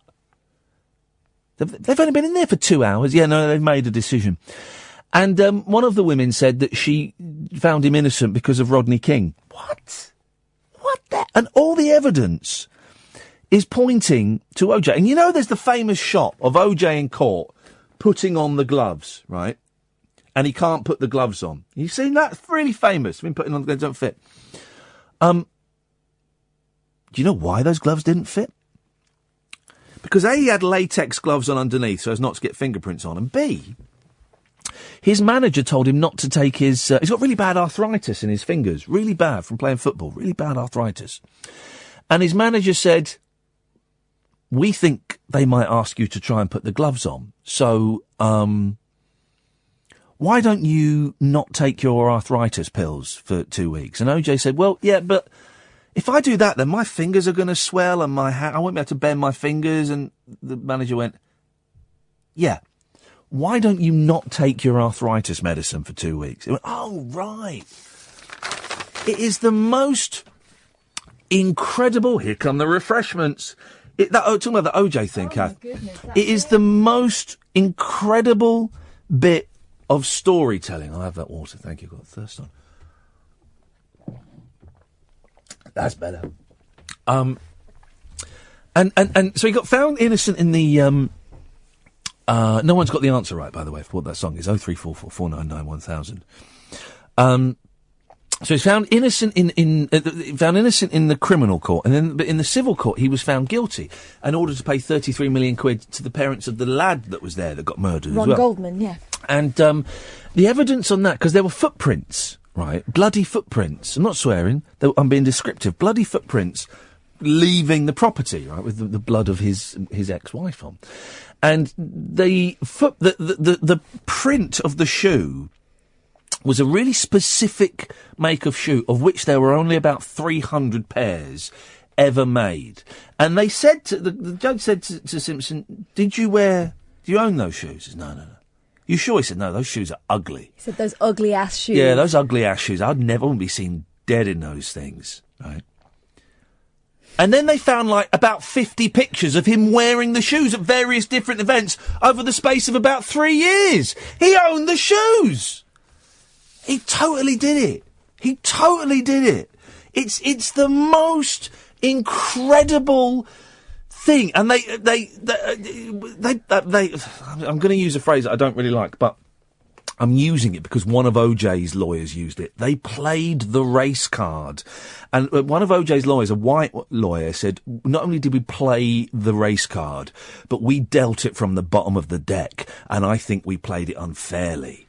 And the one of the white lawyers on his team was really angry and refused to speak to any of the others. It was the weirdest after the thing. It was because they did the whole thing. They played on the fact it was 8 black women in the jury. They played on the Rodney King thing. The black, lawyer on O.J. Simpson was going in wearing tribal ties and stuff to imply his ethnicity. Well, also, he was a massive hero. Yeah. In the civil rights movement. And then they had this cop who was a racist cop. This cop called Mark Furman, I think his name was. Yeah. Who was a racist cop, and he was on record saying the N-word all the time. And they made the case about this cop. instead of about the fact that O.J. Simpson murdered his wife and a fella that worked at a restaurant. It became about LAPD versus black people. It was, honestly. And there have been some terrible things that had happened in the near, not so distant past at that point. So it was, it was a tinderbox. But it's got to be said, if you've got, I did it in 2 nights. I did 3 hours, then went to bed, and then the next day I did the other. It's just under 9 hours. I did the rest of it in one, and I had a terrible headache at the end. But I just couldn't stop. He's in prison now. He's been in there for 7 years, and I think he's up for parole this year. He won't get it. He won't get it this year. Everyone's saying, "Oh, big brother, big brother." He won't get parole this year. He's in there for 33 years. He won't get paroled for a long, long time. Was he 69, 70 now? It is the most... Anyway, so I watched that in Wales. So my day consisted of getting up, not listening to the radio, doing a little bit of writing for about an hour and a half, and then going for a walk. And I went on these walks, and I went up. I climbed up... Well, I mean, technically it's probably a hill, but I'm going to call it a mountain, because on the hill opposite me, there was snow, and you only get snow on mountaintops, not on hillsides. That's a fact. That's a fact. So I walked up this mountain, right, in trainers. I didn't care. And you're like Brian Blessed. I made a mistake of wearing a cardigan underneath my coat, so I was very sweaty. And I didn't have refreshments. I didn't care. So I climbed up there, and it took me 2 hours to get up there, right? And I was absolutely knackered. I was a spent force. And the last bit was really steep, right? I was thinking, I don't want to go up there. I was thinking, it's just up there. And in my head, it became like a metaphor for life. And I thought I could turn around now, or I could spend the next 30 minutes trying to get up that little bit of hill, but it's quite steep. And I was going, I've got to get up there because it's a metaphor for life. And I was delirious. It's a metaphor for life. If I turn back now, that means I've met a challenge, and it's what I do with my life. I meet challenges and I walk away from them. I'm going to embrace this challenge. And I got up to the top of the hill, the top of a hill, wicked. And I thought, right, well, to get down now, I don't want to spend another 2 hours walking down because it was muddy and it was wet. And I thought that the quickest way down, surely, I could see my car, right, quite some distance away. The quickest way down is to just head directly towards the car. Whatever is in the way, I'm going to head directly towards the car. So I started walking down the side of this hill, and very, very quickly, I realised it was just shy of a sheer drop. It was, and there was no path or anything. It was, and I thought, oh, Jesus. And I looked back, and it was too sheer to go back up. And so I had to go down. It took me just down this bit of this hill, and then I had another hour and a half to walk to my car. To get down the side of this hill, it took me about 50 minutes of me doing these very tiny little side steps. And I was talking to myself, because I had no phone signal. I was thinking, if I'd slipped, I would have either died or I would definitely have broken my legs. And I thought, oh, gee, I don't want to break my legs. This is awful. So I'm talking to myself as I'm gently sidestepping down this hill, going, you can do it. Come on, you can do this. No, slow down. You're not there yet. No, you slow down. Come on, boy, you can do this. You have got this sewn up. You're going to get down there, and for 50 minutes talking to myself like an utter lunatic. And there were moments where I'd get a bit cocky and start going a bit faster, and then I'd slip. I fell on my arse 8 times. It was the most awful experience of my life. And then I went back to the cottage, had a bath, and watched O.J. Simpson, and that put it all into perspective. So that was my week off. Say off. It was a very busy strike, picket line, and all of that kind of stuff. Why am I telling you that? I don't know. There was a reason for that, and because I tell you what, I haven't got time now after the news. The last week I have been devouring Dick. What? I've become obsessed with Dick. I cannot get enough Dick. Honestly, I've become obsessed with Dick, and I have just as much Dick as I can get. I have been completely demolishing it and devouring it and becoming obsessed with Dick. Philip K. Dick, the science fiction writer, are you aware of his work? No. Honestly, we'll talk about it in a bit. 0344 499 1000 is the telephone number. If you want to give us a call, another hour of this nonsense, dear listener. Late Nights with Iain Lee on Talk Radio. Talk Radio. Fair play. Sam has just tweeted me, #nomad. If you get the reference, then it's absolutely delicious. Thank you, Sam. 0344 499 1000. Late Nights with Iain Lee on Talk Radio. Late Night, Iain Lee on Talk Radio. We have ways of making you talk.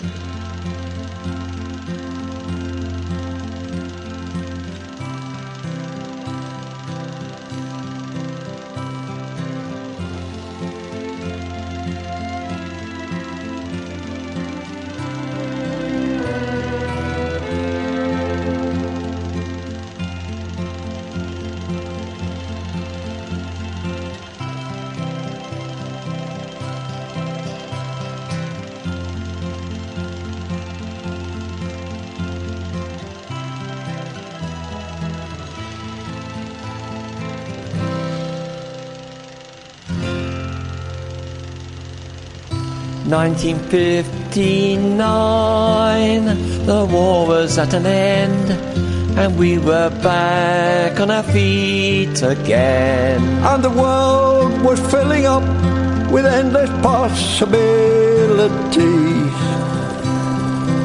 We wanted roads and clothes and leisure, and lives of endless pleasure. So one day they drew a line from London to Birmingham and covered it with concrete and stripy lines on layers of tar macadam.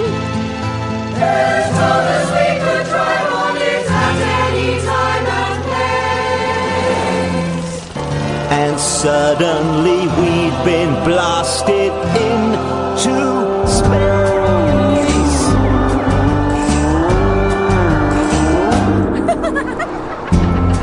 I was so proud of my daddy. On the day the big road came, he took me for a spin. They said it wasn't safe, but it was thrilling, with all those juggernauts and all the bridges full of faces.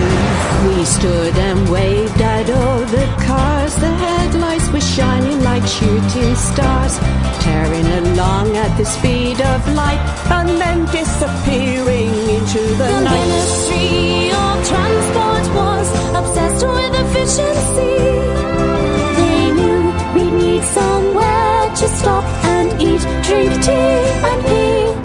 Stuck pins in maps to find the destination, and so gave us the very first service station in the nation. Watford Gap, where north meets east and south meets west. Watford Gap, a mug of tea and an air-conditioned rest. You've been serving the M1 24/7 for 50 years. Happy birthday to the one-stop around the clock roadside pioneer.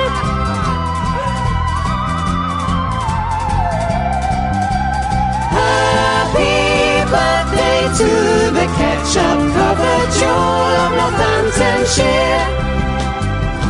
We wish you were here. The Blue Ball Cafe soon became the place to be. Space age glamour with a hint of infamy. So many rock stars served up on the menu. The Jimi Hendrix Classic was a happening London venue. We'd cycle here and hang around with autograph books clasped in our hands. We saw the Yardbirds of Dave Clark, 5 feet Barbara Windsor, Freddie John Alarm, Ken Barlow, Roy Castle,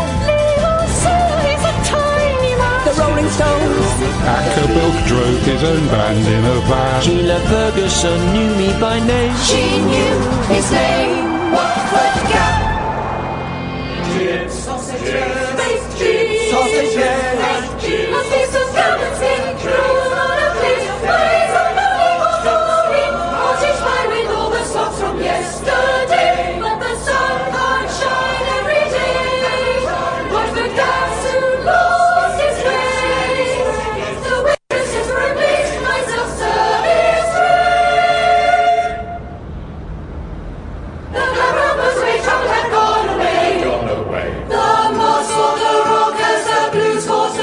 I got thrown through a window and smacked in the head. One night we lost all of our cuddly toys, stolen and sold on in London by dodgy barrow boys. A shimmering temple on the motorway. A perfect object of the perfect holiday. You've been serving the M1 24/7 For 50 years.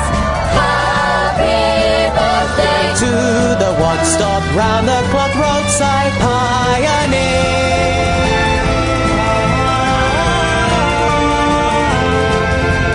Happy birthday To the ketchup cathedral on Northamptonshire. Can you see Mommy Star?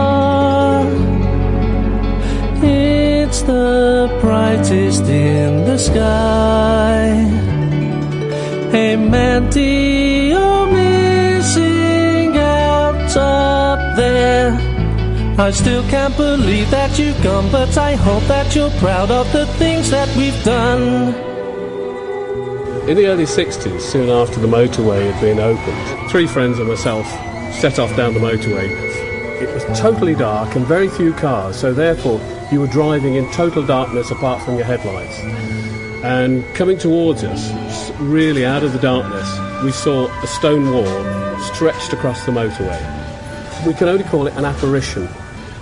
We drove straight through it, even though we put our brakes on, and then looked back in our rearview mirror, and there was no wall there. I'm here inside the offices.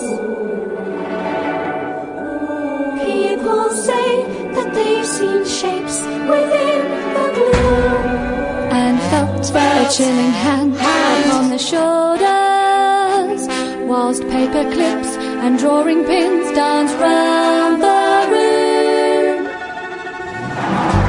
2009. Those original buildings have long since disappeared. Replaced by pleasing architectural lines. For steel and plastic intertwined. And a business like that that's there. Beyond the transient glare of customers en route elsewhere. Ingesting protein and injecting caffeine from the coffee machine in the shiny canteen. Because under the garments they take it and take a break. Hidden by global brands and plans of blurring path. Is the heart and the soul and the rock and roll and the spirit of guide on What's the Gap? What's the Gap?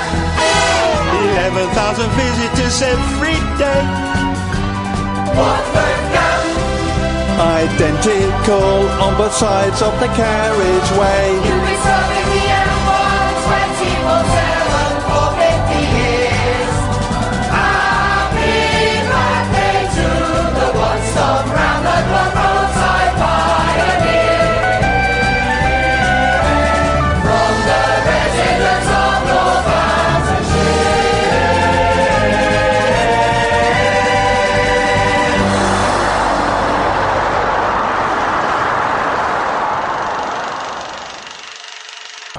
Late night, Iain Lee on Talk Radio. We have ways of making you talk. 0344 499 1000 is the telephone number if you want to call. It appears you've all forgotten how to call in, you slackers. Doesn't matter, I can talk for England. No one's guessed the mystery voice. We'll do the mystery voice. I'm saying that as though it's actually a mystery voice competition. It is not, but it kind of is. Will remind me before 1 o'clock and I'll tell you who that is. Now, you and I were going to Manchester to do a rabbit hole, record a rabbit hole on, when is it, May the 6th? Something like that? Let's say that. Something like that. Let me check. Are we gonna do the thing that we talked about doing? I want to do that. Do you want to do that? I think so. Might as well, eh? It's a long way. We might as well. So, is it May the 6th we're going to do the rabbit hole? Let me just then? check. Right. Okay. Let me just check. Let's I've not had do too this much wrong. coffee. I think I might be sick. You've got a touch of the Parsons there. A bit of the Parsons. Hang on. Just bear with me. Was it one May the moment. 7th? Saturday, 6th of May. Right, okay, so in Saturday, 6th of May, Catherine and I will be performing live in Manchester at a very intimate venue. Even though it's intimate, we've only sold half the tickets, so come on, guys. But we were thinking of doing what we did, almost a year ago, and doing the show on the Friday from a listener's house in or very, very near Manchester. So I don't know if... we know there are 35 people in Manchester who like us, or maybe about 18 people in Manchester who like us, who are bringing their partners along to see us. So, okay. So there are at least 18 people in Manchester that like us. But I don't know how big our audience is in Manchester. I don't know if we have many people who listen to us from that area. So it's a punt, okay? It's a punt, and not the best time of the night, 12:15 on a Monday night to offer a punt. But if you live in or near Manchester, and when I say near, within 10 miles of the city centre, should we say, is fair enough? Because I'll have my car, so we can get to and from. And you've got to have good internet. That's the only thing. You've got to have good internet box. We need to be able to plug in, don't we? We need to be able to plug our internet box into your internet box. We need to suck off your internet. So you've got to have good internet. No shoddy, no in or out. It's got to be bloody good internet. BGI, as I like to call it. If you've got BGI and you'd like to invite us round to your house so that we can do the radio show from there, then get in touch, I suppose, is the thing. You can either email me, ian@ianlee.com. Oh, don't be a murderer. No. Or ISIS. Don't be a murderer or ISIS. Or someone that's going to kidnap us in any way. Well, okay, if that's your thing, okay. No kidnappers, no murderers, no ISIS, no right-wing terrorists. No terrorists. I'm going to say no terrorists, full stop. Oh, it's one man's terrorist is another man's freedom fighter, really. Gay people are okay? I like them. Yeah? Not all of them. I don't like all of them. I like most of them. I don't. But not because of not because they're gay. I just don't like most people. No, I know. And gay people are people. You know, lesbian, gay, but our LGBT friends, we'd happily come. Wouldn't discriminate. Probably bring our own cups and things. What? No, I'm joking. We don't discriminate.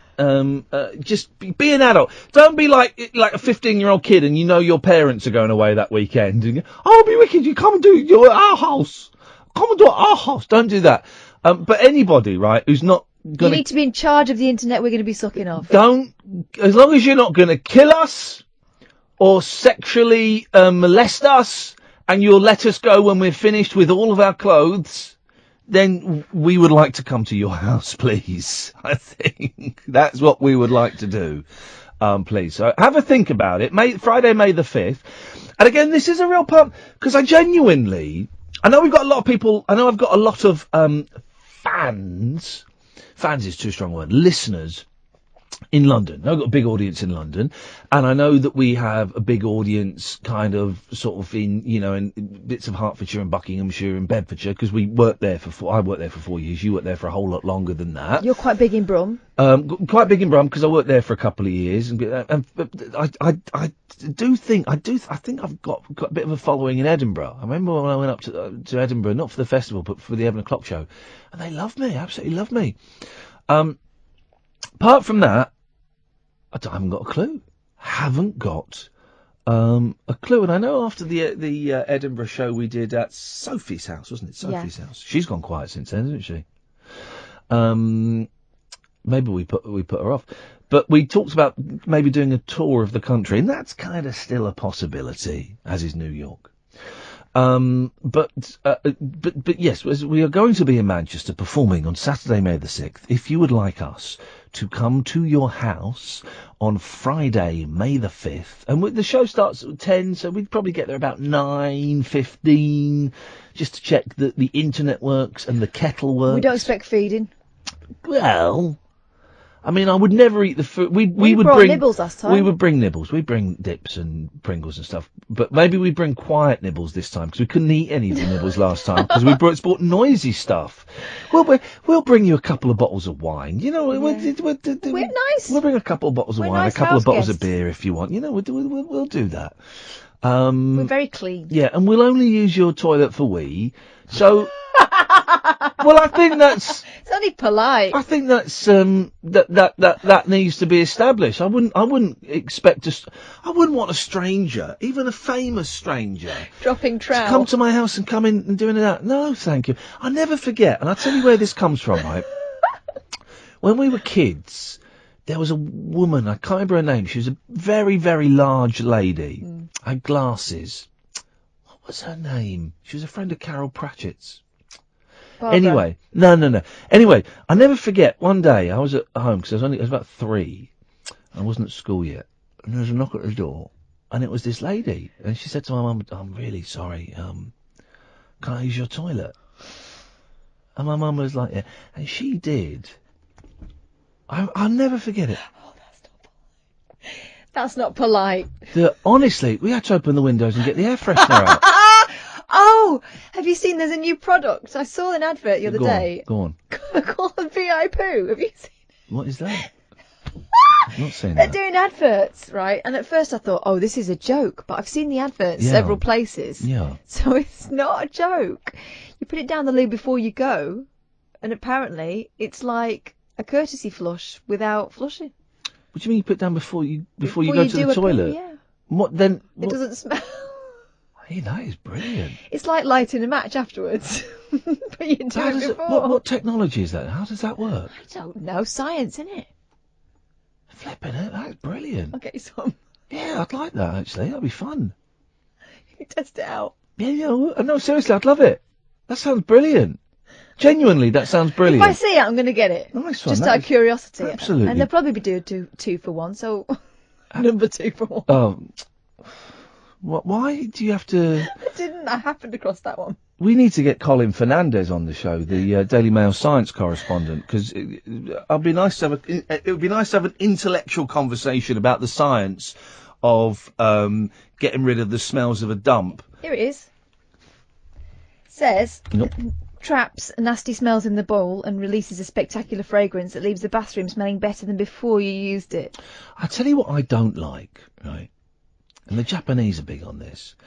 You know those teas you get but it's like a bud and you put it in and the flower it opens. What is that about? Messing about. Japan have got the best toilets in the world. Their toilets are so good that when we went there, we nearly bought one and had it shipped over to the UK. Because it's like being in Captain Kirk's. You talk about Captain's log. It's like being in Captain Kirk's thing. It's got controls on it, and I couldn't work out what they meant though. Some of them. I took a punt. It gave me a wash and blow dry. Exactly. I just played like a video game. It's brilliant.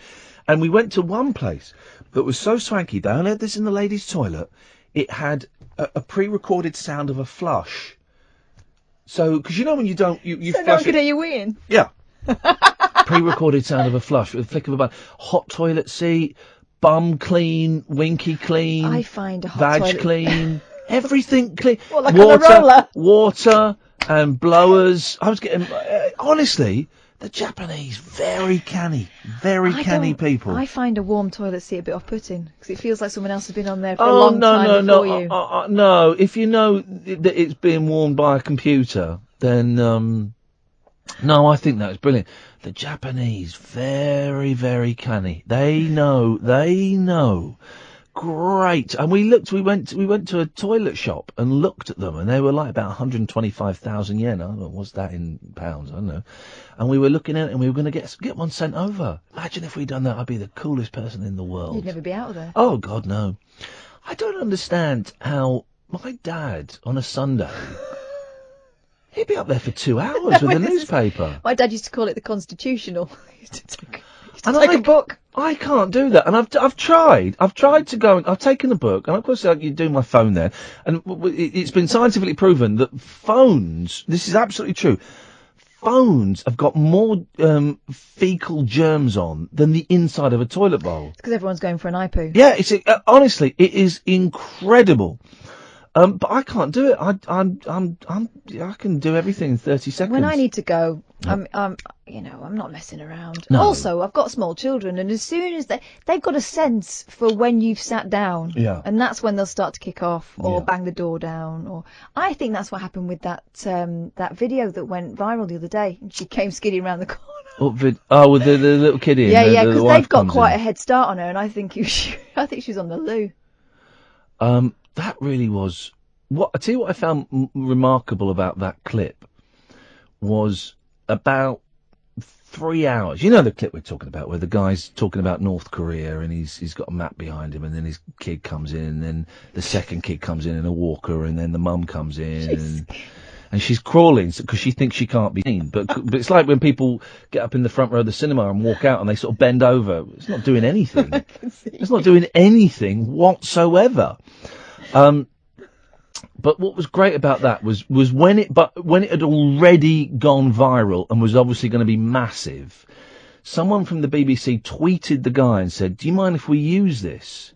And the guy replied, "Well, when you say use it, what does that mean? Is that like when it goes viral and goes all weird?" And I'm thinking, mate, you haven't got a clue. You will become.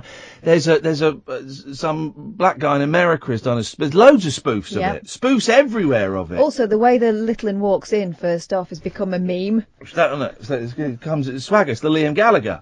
Comes in with the Liam Gallagher's, giving it that. It is. I mean, it is. The way the mum drags them both out, and she drags the one in the walker over the other one's legs. And you going, the thing that gets me, and I was worried that this bloke would get picked up on this and it would become a meme, is when the first kid comes up to him, he's talking down the camera, and he just doesn't even look, but he gets his hand and puts it in the face of the child and pushes them away. And I wouldn't have done that. No. I'd have gone, "Do you know what, son? Daddy's a little bit busy right now." I've done it when I've been doing Skype more confident. Interviews. Yeah, I suppose so, but I'd have gone, Daddy's a little bit busy now, so I tell you what, Maureen, can you come and get him? That's the thing. If I was the mum in that scenario, I would have just come in, got them both out as efficiently as possible. Yeah. I would not have been. I mean, she skidded around the corner in her socks. It is. It's the final door close, the desperate door close. It is absolutely remarkable. I mean, it's his fault for when I'm doing. Sometimes I do interviews on Skype in the office, what we laughingly call the office at home. It's the room with the computer and my records. With America for like Monkeys things or geeky radio things or whatever. And because of the time difference, I'm normally doing about 7:30, 8 o'clock, which is when the kids go to bed or are going to bed. And I have to say, right, everyone, listen, it's really important. I mean, obviously my kids are a bit older, but Daddy's going to be up there. And a couple of times I've had to stop what I'm doing. Generally they're pre-records and go, guys, I can hear everything you're saying. Just give me 20 minutes. Yeah. But so it's his fault for not locking them in a box. I think that's why I think the we is the only reason. He's got to be a contender for Big Brother, hasn't he? That guy, he has got to be. And wife, I want the wife. Well, then exactly. Then in week 3, the kid comes in like that, and the wife follows him in. He goes, "Oh, I can't believe it!" And he's got to not react, otherwise they lose their pizzas or something. I thought it was all very endearing. Well. I especially liked the fact that he'd done out the spare room. He had a map behind him like Paul Watson to look intellectual. If you've got a map behind you, you look intellectual, not racist. He's made it into a nerve centre. Yeah.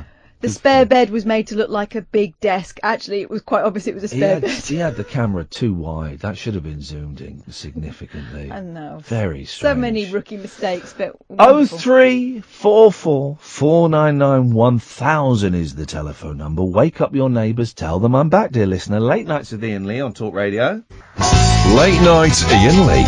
Unfiltered night talk with the original king of unconventional conversation on Talk Radio.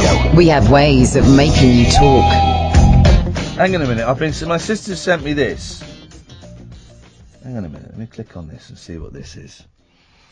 Do you know this? You've never seen anything like it. The Central Milton Keynes shopping song. This one-sided silver flexi disc was composed by Ronnie Bond and released in the 1980s to promote Milton Keynes. This is a real thing. Should we have a little listen to this? See what this is? Let's see.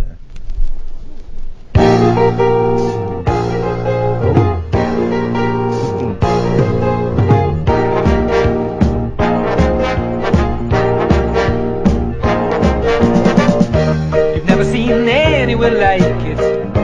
Central Milton Keynes. Oh, baby. You've never been anywhere like it. Central Milton Keynes. You've never seen shopping as it should be until you've been to Central Milton Keynes.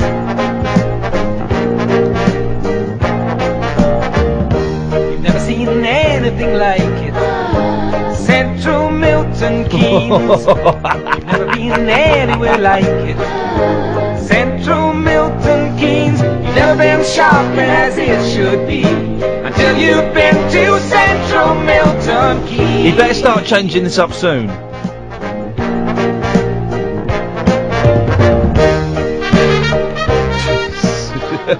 I quite like Milton Keynes. Milton Keynes gets bad press, but I quite like it. Ed, do you want to get the phones? But I quite like Milton Keynes. I've got I was in Milton Keynes, of course. I was at the stables last night. Thank you to everyone who came and saw us at the stables last night. There's about 80 people there, right? Oh. Wouldn't mind shopping all day. Well, and I asked how many people here listen to the show I do on Talk Radio, and only about 20 people put their hands up. People don't know about this station. Anyway, when I was there, I got there early, so I stopped off for a coffee. And as I was coming out of Cafe Nero, I saw my sister. It was my sister. My sister lives in New Zealand, right? I saw her in Milton Keynes, and I was staring at her, thinking, when did you get back? And I started walking towards her, right, thinking, this is the weirdest thing. What is she doing here? As I got closer, she looked at me, but she didn't give me the recognition of going, hey, Ian, I'm your sister. And I thought, she's looking at me like she doesn't know me. So I kind of swerved it a bit. And then I've got, some cousins that live in Milton, and aunts that live in Milton Keynes that I've not seen for ages, for various reasons. We kind of don't really see that side of the family. It's very sad, but it's the way it went. I'm thinking, well, is it my cousin, then, that I've not seen for about, 10, 15 years? Is it my cousin? And just, she looks like... it was the weirdest thing, and I kept staring back at this woman, and obviously it wasn't my sister. It was the dead spit of my sister. It was the weirdest thing ever. Honestly, I could not. But I had my rearview mirror, and I was looking at her in the rearview mirror. So spooky. I saw my dad at the side of the road about a month ago. And it was a badger. No, it was a. No. Although. To the point where I was thinking, what the hell is he doing there next to the North Circular? What is he doing? Uh-oh. To the point where I had to ring him to see if he'd reach in his pocket for his phone. Yeah. And my dad was at home. Yeah, but it was his doppelganger. Doppelganger. This woman, honestly, I've never seen anything like it in my life. The dead spit. And if she sees this bloke walking towards her, mouth agog. If she was your cousin, she'd remember you, wouldn't she? Oh yeah, no, it wasn't my cousin. It wasn't my cousin. It wasn't. It was the weirdest thing. Scott's on the line. Evening, Scott. Hello, mate. Oh, flipping heck. How you doing? Yeah, I'm alright, mate. How are you doing? Oh, I've missed you, man. I've missed you. It's been awful in the evenings. Scott Balcony, the Mayor of Uxbridge, and viral sensation. My second favourite follower who also makes T-shirts, because now I'm being followed by amazing T-shirts. Awesome T-shirts. That's it. Amazing T-shirts. Yeah. Awesome T-shirts follow me, and they're my number one T-shirt making follower, and Scott is my second. If you want to become my second favourite follower who makes T-shirts, well, all you got to do is follow me and make some T-shirts. And make T-shirts, and you'll become second, and that'll knock Scott into third place. Scott, what have you called in for? I just wanted to do the test with you. What? The test. You're talking about the professor with his wayward children on the news. Oh yes. And, Nick Ferrari got an hour out of this, and it was genius. Did he? Good, because I've got 25 minutes to fill, and I'm spent.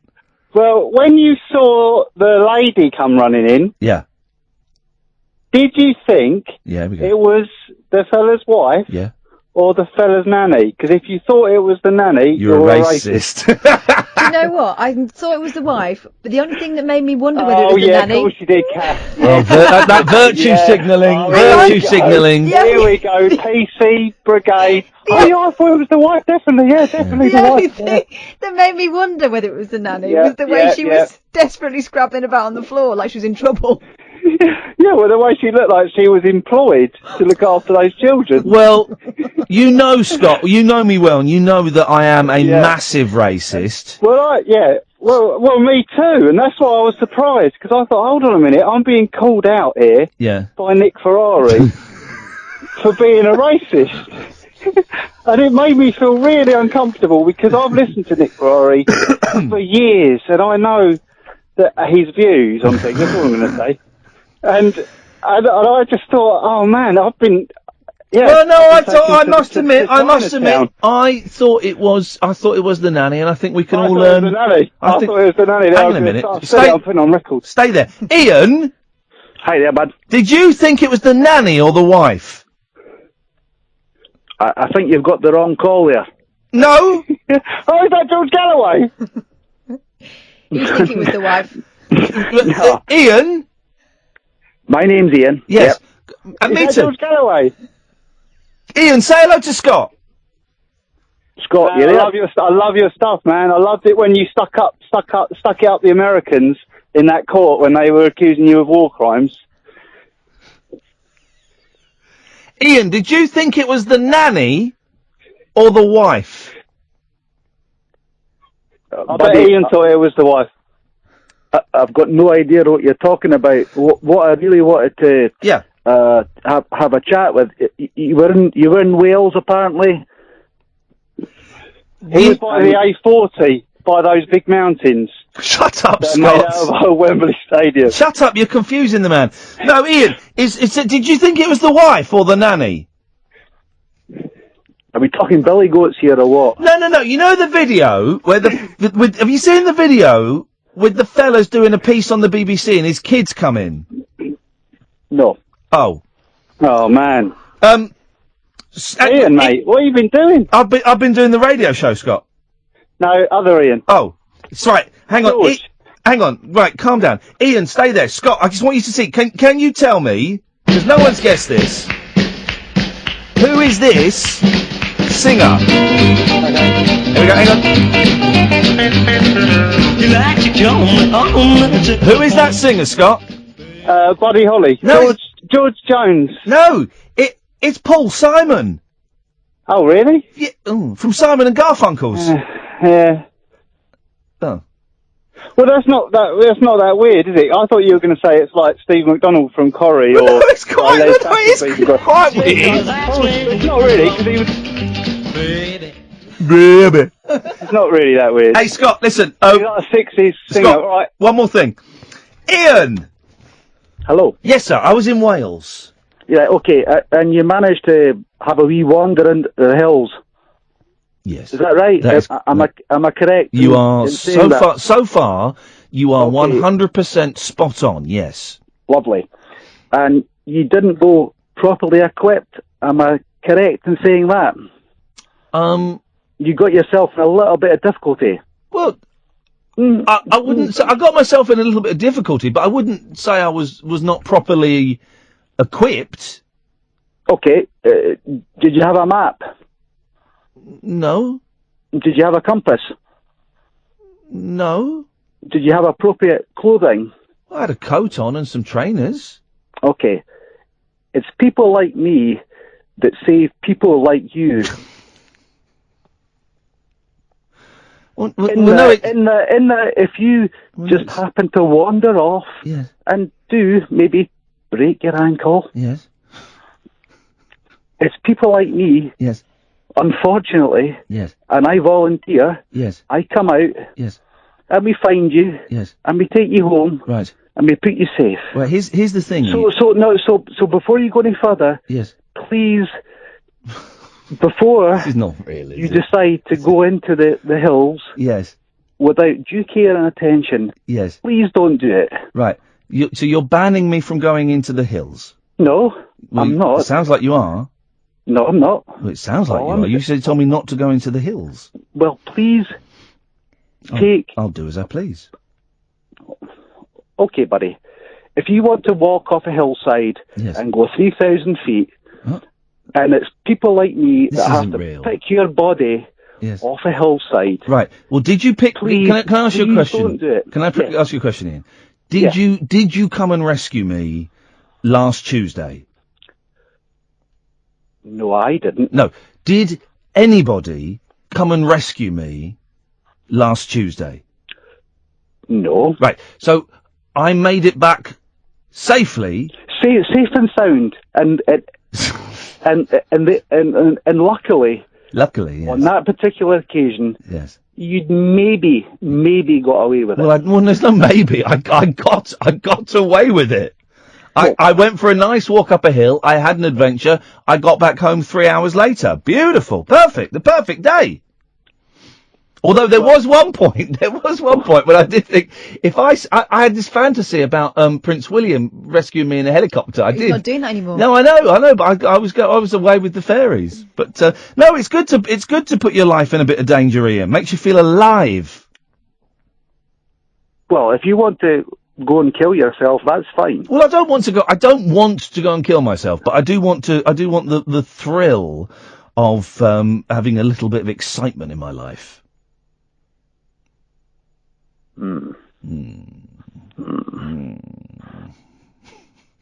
What can I say? Not a lot.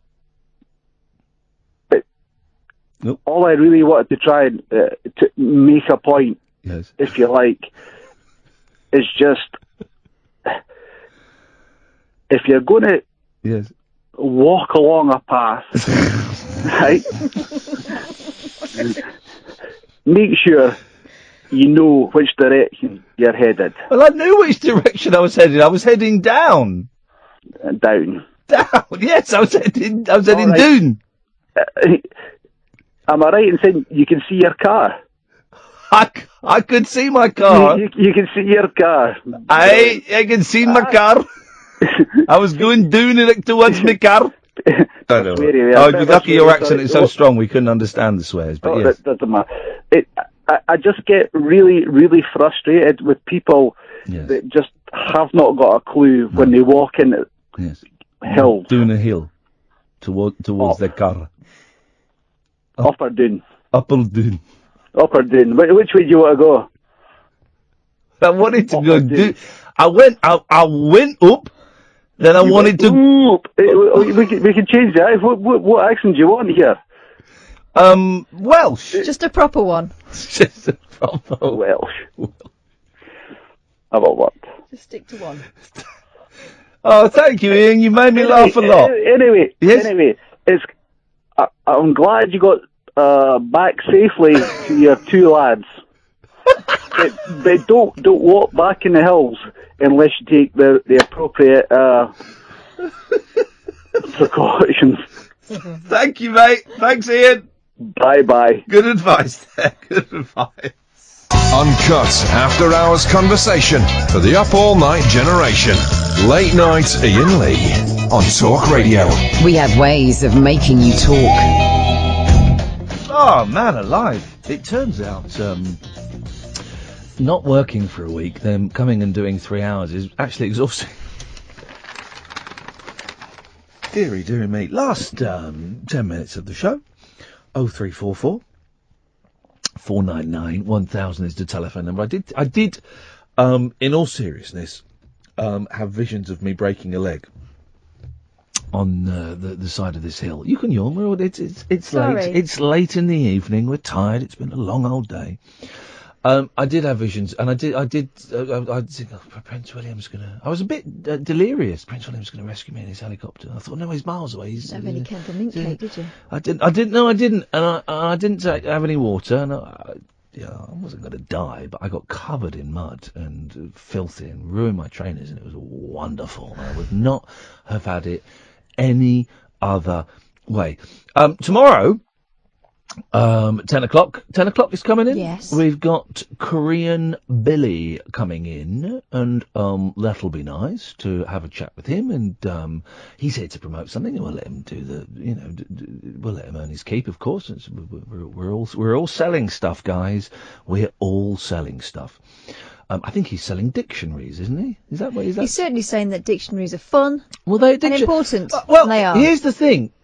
Physical dictionary. I'm a big fan of the physical dictionaries. I had a big tidy up the other day, and I took another couple of bag worth of stuff to charity shop, including that big box of singles that I bought.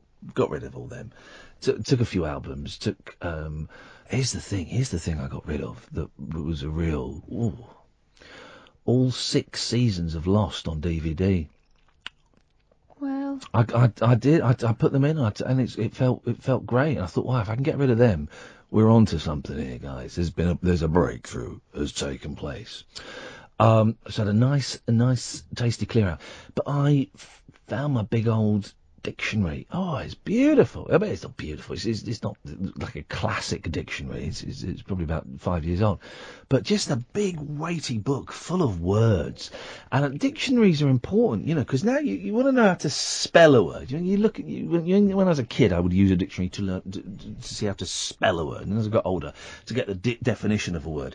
And now you just do it on your phone. You're playing Scrabble. How do you spell that? Let's have a quick look at that. What does that word mean? You just what's the but the pleasure of thumbing through a big old dictionary and finding, whatever. And of course, looking up swear words in a dictionary. Well, what pleasure! I love a dictionary, but I'm a word geek, so I used to like looking through and finding out where it came from. And all that stuff. So he can come in and sell his dictionaries. I don't have a problem with that. And then we will talk to him about why he does his videos. I'll tweet some Korean Billy stuff tomorrow in case you're unfamiliar with him, because I know we're getting loads of new listeners who are going, what? Regular listeners, or people who've been listening for at least 6 months or so, will be well aware of his work. And I think I stayed off Twitter all last week. Now, I stayed off it. I was looking at it. I was monitoring it. But I didn't tweet anything for a week. I didn't like anything. I didn't retweet anything for a week. And I think I have come up with how my relationship with Twitter is going to work, certainly for the short term, in that, and I've already gone a little bit crazy on it today, so I'm going to back away from it. I'm not going to engage with people. I'm not going to reply to people. And I've already broken that rule a bit. And it's when I say rule, it's a flexible rule. Guideline. Yeah. I'm not going to reply to people. I'm not going to engage with people. I'm going to plug the show and the podcasts, the Rabbit Hole and the podcast we do every day here, and shows like the Eddie Large show and things like that. I'm going to do it for that. At the end of the day, I'm going to do what I've been doing for the last month or so, is I'm going to delete most of the tweets, keep a couple up. And that's how I think I'm going to do it. It's a weird thing, right? While you were away, I thought, right, I'm going to have a little experiment with Twitter withdrawal as well. Yeah. I barely touched it. Yeah. And you know what? I didn't miss it. Yeah. In fact, I'm going to delete all my tweets from now, and there may be some that I'd want, but do you know what? I can get them up again. Delete tweet. There are a couple of people on there who I find really funny. Yeah.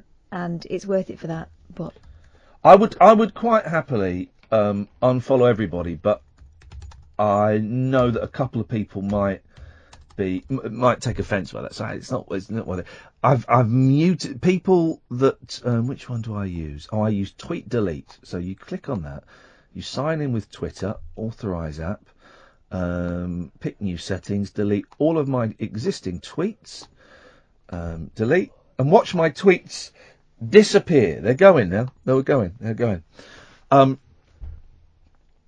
Anybody that's tweeted me that has sent snarky stuff, or not like offensive stuff, but stuff that's a bit clever, or a bit irritating, or that I think is a bit critical, that isn't nourishing my soul. We've only got a minute left, so I'm going to have to condense it slightly.